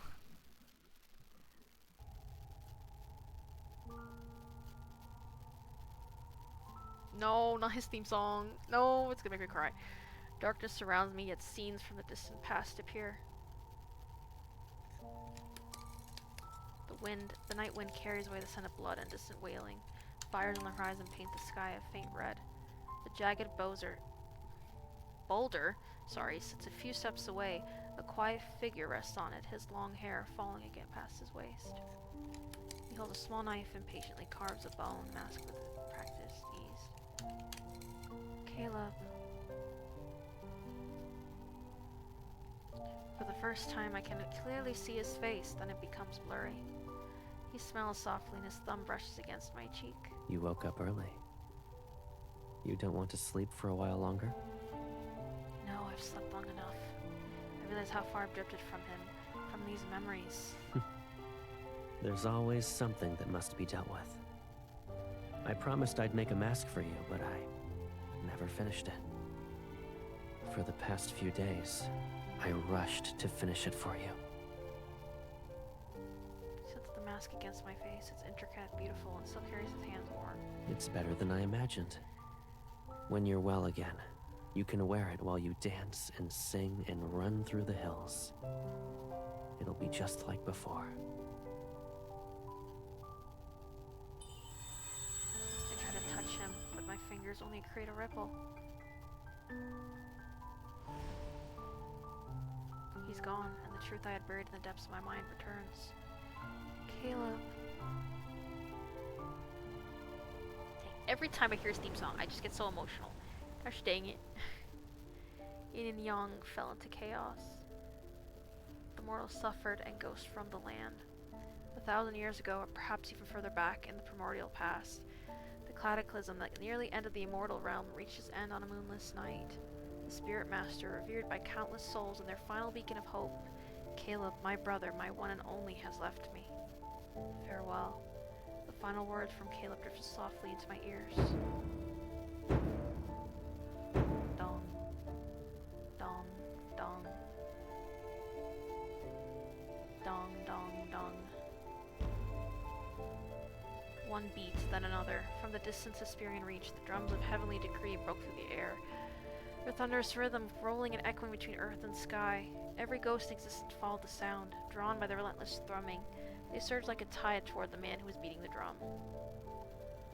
I fought with everything I had to reach Caleb, but a barrier held me back. I couldn't even take a single step closer. For 10 days and 10 nights, I listened in vain as the drums thundered on. Then as the last veil of darkness began to fade, I heard the rhythm falter. Bit by bit, the sound sank into a heavy silence. The Hesperian reach is where the sun sets, and that day the only sun I ever had never rose again. Through a howling wind, a desolate chant began to drift. Rest now, departed souls, in the hills of home. Rest now, departed souls, in the hills of home. And then, what happened? It became clear to me later that if none but the ghosts can cross into the deepest of Hesperian Ranch, then I will simply become one of them. I will not leave Caleb there alone. Then began the endless slaughter. I killed the wicked and devoured the vile, soaking myself in blood and sin. But none of that mattered. I didn't want Caleb to wait any longer. I swallowed countless helpings of resentment, agony, and despair until at last nothing remained but a hollow numbness. Those dark, chaotic days blurred together for so long. So long that I forgot who I was. I forgot why I had even begun to kill. There's a single thought remained. I will find Caleb. Why must this always happen, man? Gosh dang it. 700 years ago?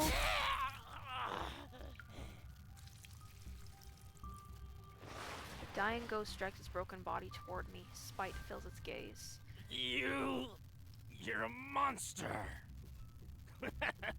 Don't feel proud. You'll die soon. I bet you didn't know that to the west of the Netherrealm, at the Hesperian Reach, there's an immortal who roams and slays ghosts like us. He'll find you and tear... Die already. Filth splashes all over me. I toss its head aside and lean in to feed. Huh?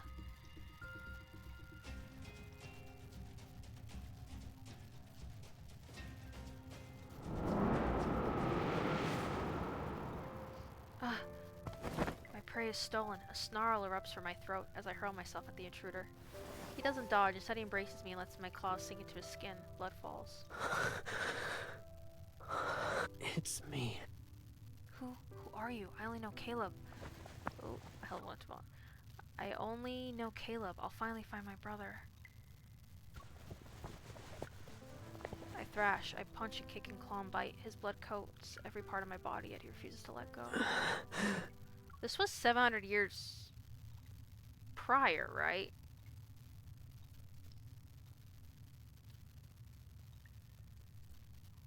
I did read that, right?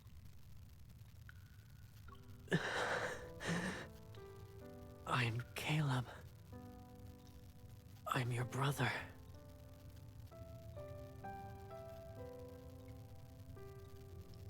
He gently wipes the blood from my face.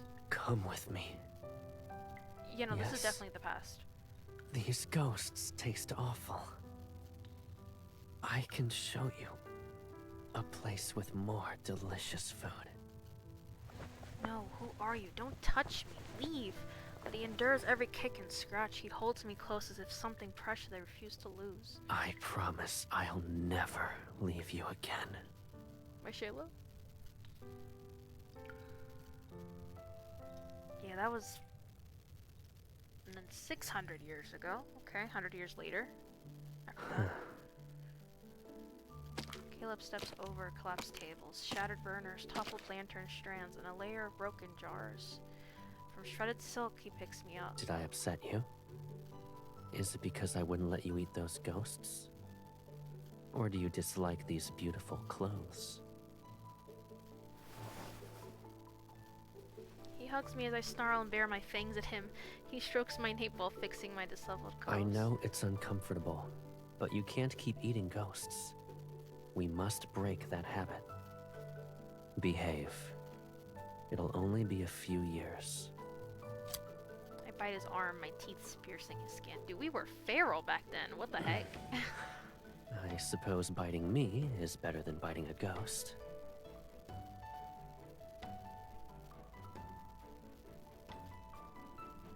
Okay, 100 years after that. 500 years ago. Caleb. Caleb. Lep? Maybe names are too difficult at the moment. Oh my gosh, this is so sweet.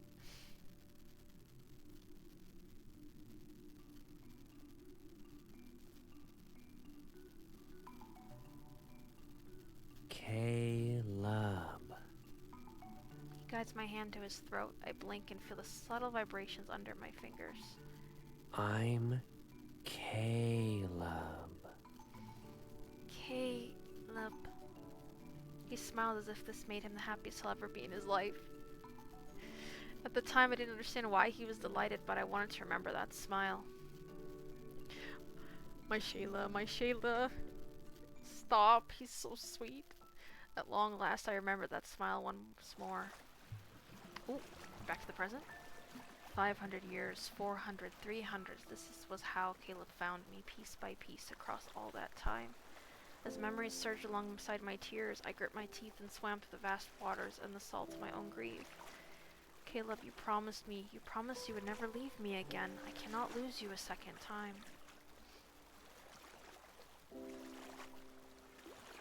Kindled soon? Not yet. But soon. But when I returned to Nether Falls and reached Mounting Shu, there are only ruins. Light blue ghostly flame burns from the depths and touches the heavens. This is the aftermath of the calamity. The colossal ray that anchors the heavens and the mortal realm floats amongst the clouds like an indifferent watchful gaze. The shattered bone mask is somewhat buried in the dirt. I pick it up and hold it. He left. My brother left me. The words echo again and again in my mind, but my heart refuses to accept them. You liar.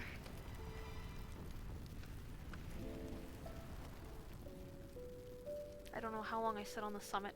I stare at the sky as the moon and sun and moon switched places. Then the soft chime of ancient bronze bells drifts towards me.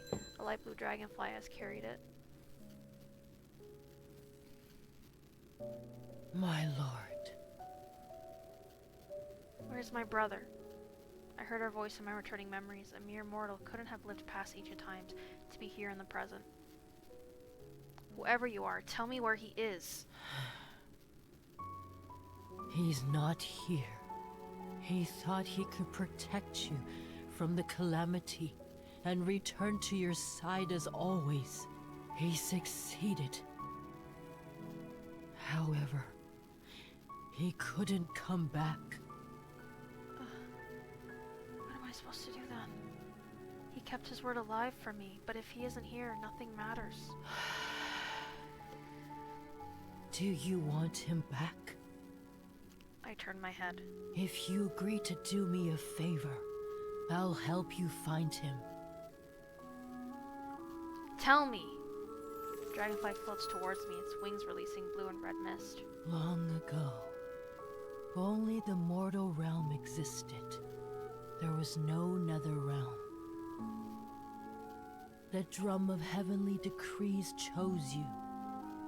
You are supposed to separate yin and yang as the lord of the nether realm, the very embodiment of the nether realm itself. But Caleb took your place and killed every ghost instead. Then he used his own strength to force the nether realm into existence. Oh. It took him centuries. The mist twists around us like a hazy dream. But yin and yang were never truly separated. Hence why the calamities continue to appear. Only you two can end this cycle. Her steadfast gaze, bearing the weight of years, settles on me. If you and Caleb separate the nether realm and the mortal realm, this world will no longer be fractured. Only then will I tell you how to bring him back. I see. You approached me so we could do our duty to save this world. But why? Why must Caleb and I carry this burden as our fate? The heavens sit above us, but they answer to no one. It never saves anyone. And we're supposed to accept that? My lord, you still have a choice, but you are running out of time. A choice? I laugh and wipe away my tears. I'll do it. I'll accept these consequences. I already lost him once. Nothing will be more painful than losing him again. I don't have another choice, but I still have time.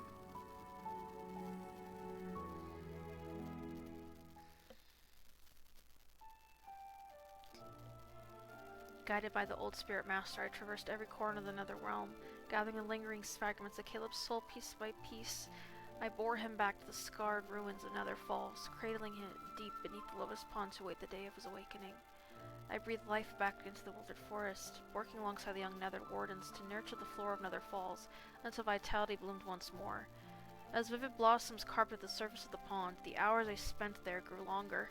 I whispered everything to Caleb, from how 7-9 has finally departed for reincarnation to how the skies of the mortal realm are clearing into blue. His soul remains fragile. I know not how long he must be tended before his eyes open again. No matter. Many, many years ago, this was exactly how he found his way back to me, bit by bit. This time it's my turn to bring him home. I will be his heaven and his earth, his mountains and his rivers, his wind, his rain, and his rainbow. I'll give him everything he could ever want. 300 years later. 300 years? Who are you? To bring him back? I'm your little sister. Do you know what that means? He woke up only recently. Caleb's memories haven't returned yet, and his face is pale. He shakes his head. It means I'm the one who loves you more than anyone else in the world. I'm the one who protects you, stays with you, and does everything for you.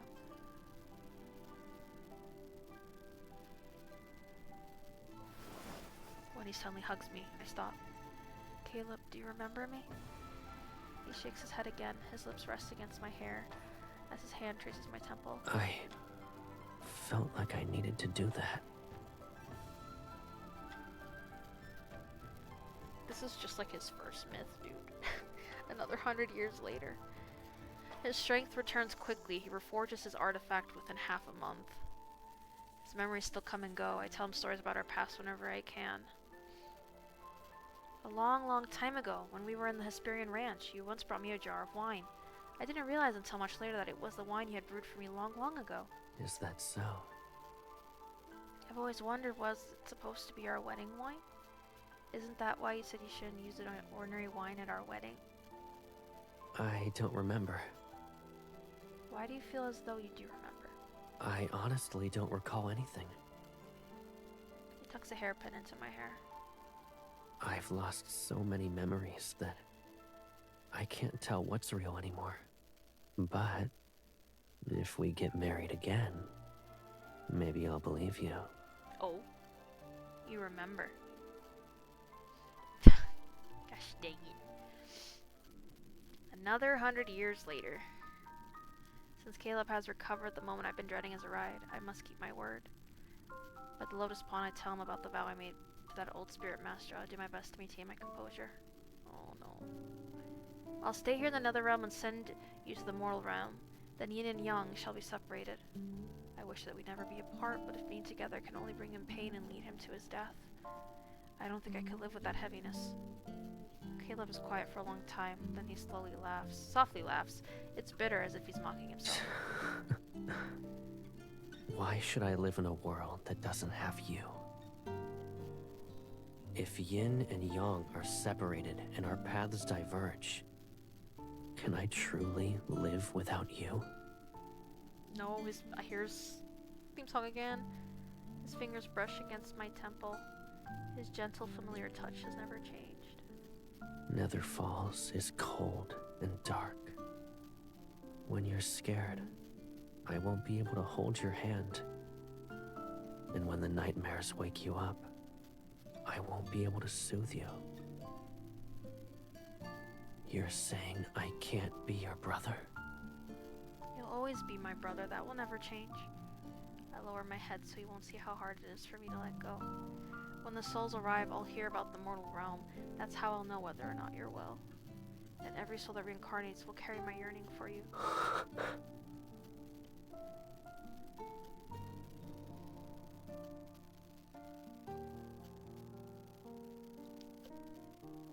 Time became a fleeting luxury. We traversed every corner of Nether Falls once more and took in every sight as if there was no tomorrow. We mended every past regret and cherished every single moment we spent together. Until at last, our time to part has come. No! No! Kindled? Yeah. Oh.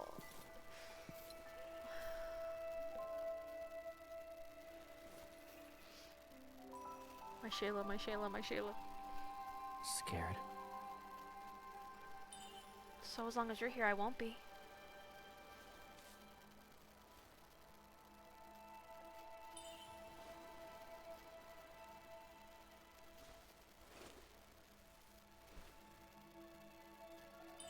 Let darkness return to another realm and every soul find its path.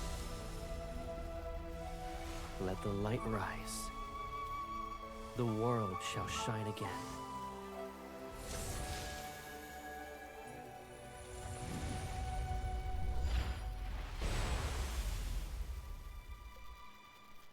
It lagged for a second. Gosh dang it. Well done.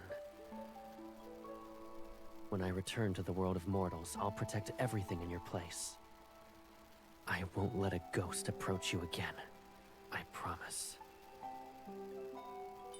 You don't have to do that. Being yourself is enough. You'll always be my big brother.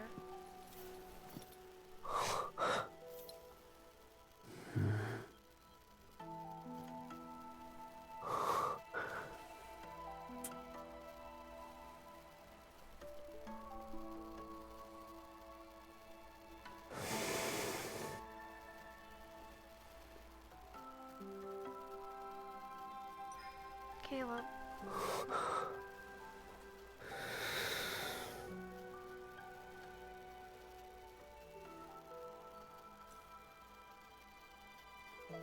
Anyone who leaves the Netherrealm must drink the Oblivion Dewdrops. It washes away every memory and bond. Even the threads of fate shall disappear. Drink it. Drink it and forget me. forget everything that binds us together. I could never. Only when we forget can yin and yang truly be separated. It's the only way this world can survive. Yeah, I refuse. No, I won't forget you.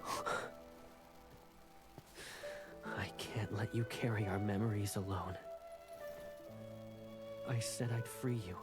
As the Lord of the Netherrealm, you shouldn't be bound to any burdens for that matter.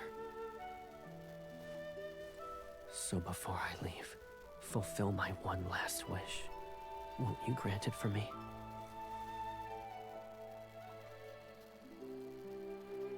I don't want to.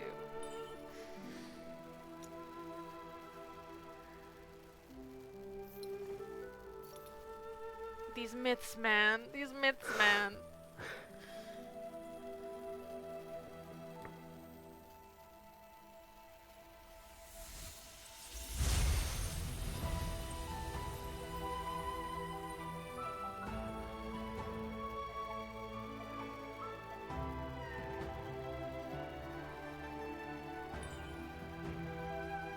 Farewell, my dear brother.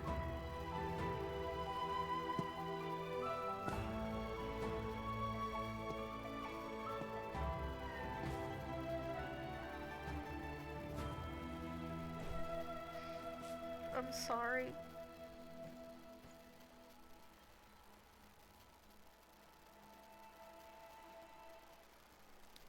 I hate this. Oh.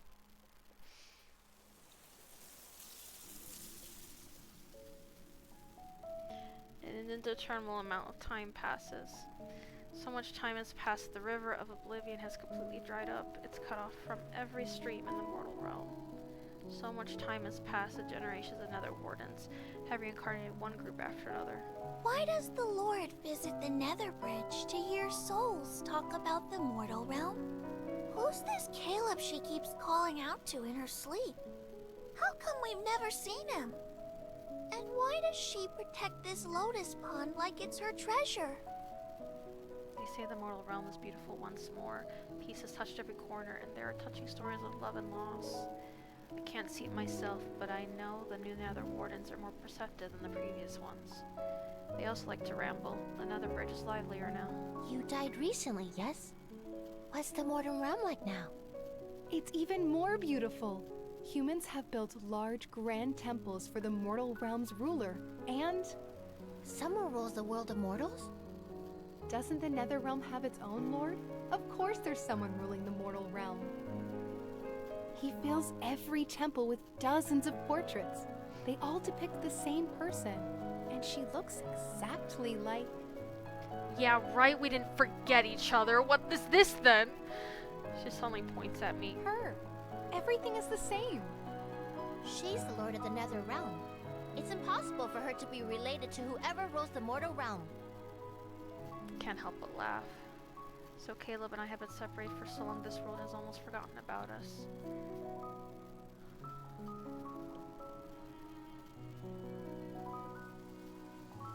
More time passes, one day rain from the mortal realm reaches another. Oh, not the rain, dude. There's rain in his lore is what, dude. I can't take this anymore. They say that if you miss someone, rain shall fall wherever that person is. Are you serious? I can't imagine how strong that yearning must be if rain can fall here. That's why there's rain in his myth, the first one. Or was it the main story? Well, both places. I pretend to be troubled, but I collect every raindrop from the Nether Wardens and store them. Edenfold, I hate you. Perhaps this water can reconnect the mortal realm streams to the river of oblivion, and when those waters flow once more, I'll be able to cross over and see my Caleb again. Caleb, I promise to give you everything. I know that I'm your most beloved, so please wait for me just a while longer. The day will come when both our wishes are fulfilled.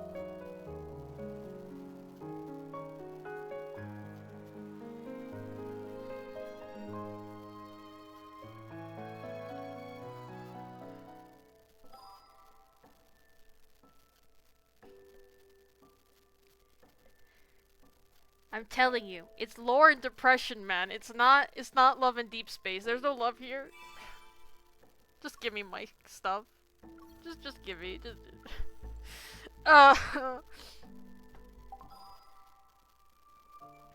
My Sheila.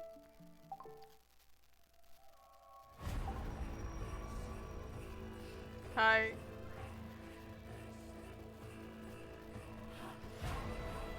Myth complete, and at what cost? Also. Put some here.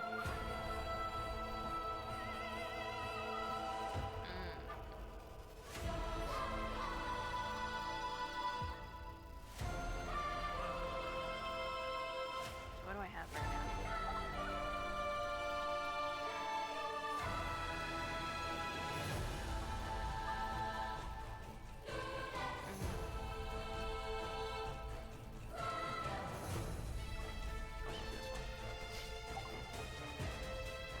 I'm saving this last one for the 6th love interest, obviously. Oh shoot! I didn't take any photos. I usually take photos in the Kindle. Oops. I was so immersed. I forgot to take the photos. What do I have right now? Unforsaken.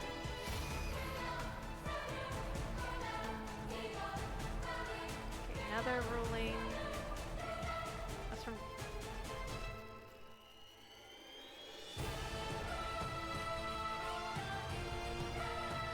This music is awesome.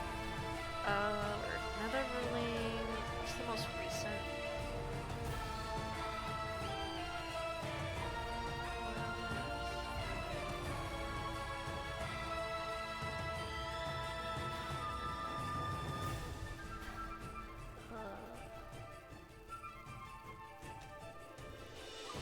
I forget.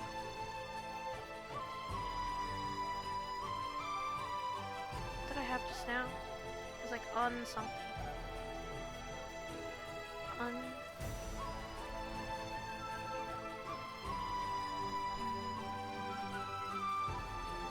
I don't remember. Gosh dang it, what was the last event? It was the... Your Master Proprietor's from the thing. I want to change it now. So another one. You could also just do another one. But I usually mix the last what the last event was. Other?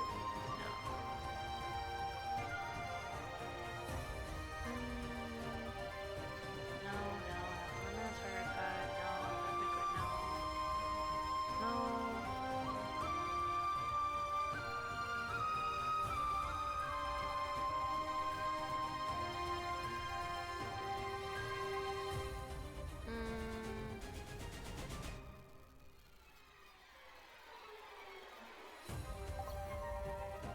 What was it? Unforsake. Okay. Unforsake is from where? Each Step to You event. Each Step to You? I didn't see that in this one. Each Step to You.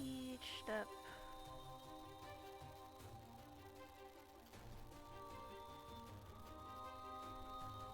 Oh, there it is. Okay, Tender Presence, and then let's do,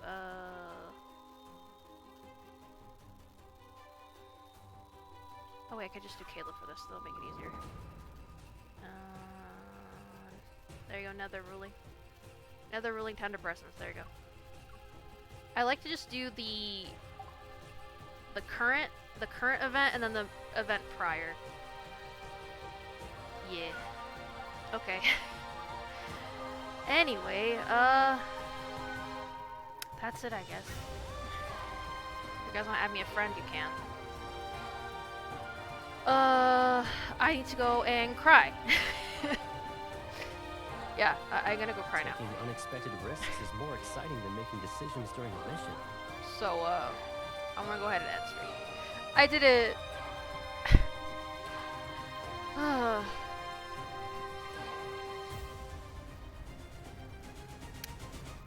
Alright, finish the myth. I'll do the other stuff.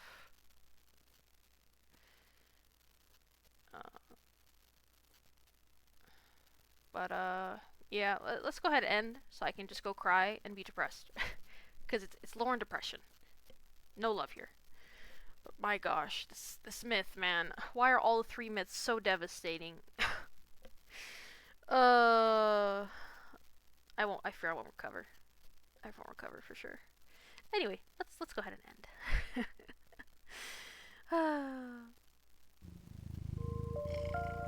Alright. I hope everyone had a good day today.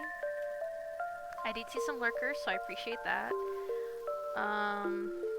Man, this myth. They cooked. Infold cooked.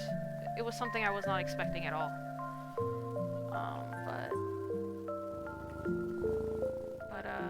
Yeah. I don't have much to say. If you guys wanna join my Discord, the tavern, maybe, you know, we can chat. I need more love in Deep Space people. So anyone, Caleb girls, harem girls, everyone, every kind is welcome. Anyone's welcome. Those who missed the stream, I will have the VOD up later. So yeah, stay hopeful, stay determined. I hope you didn't cry as much as I did. Alright. Hopefully I'll stream again soon.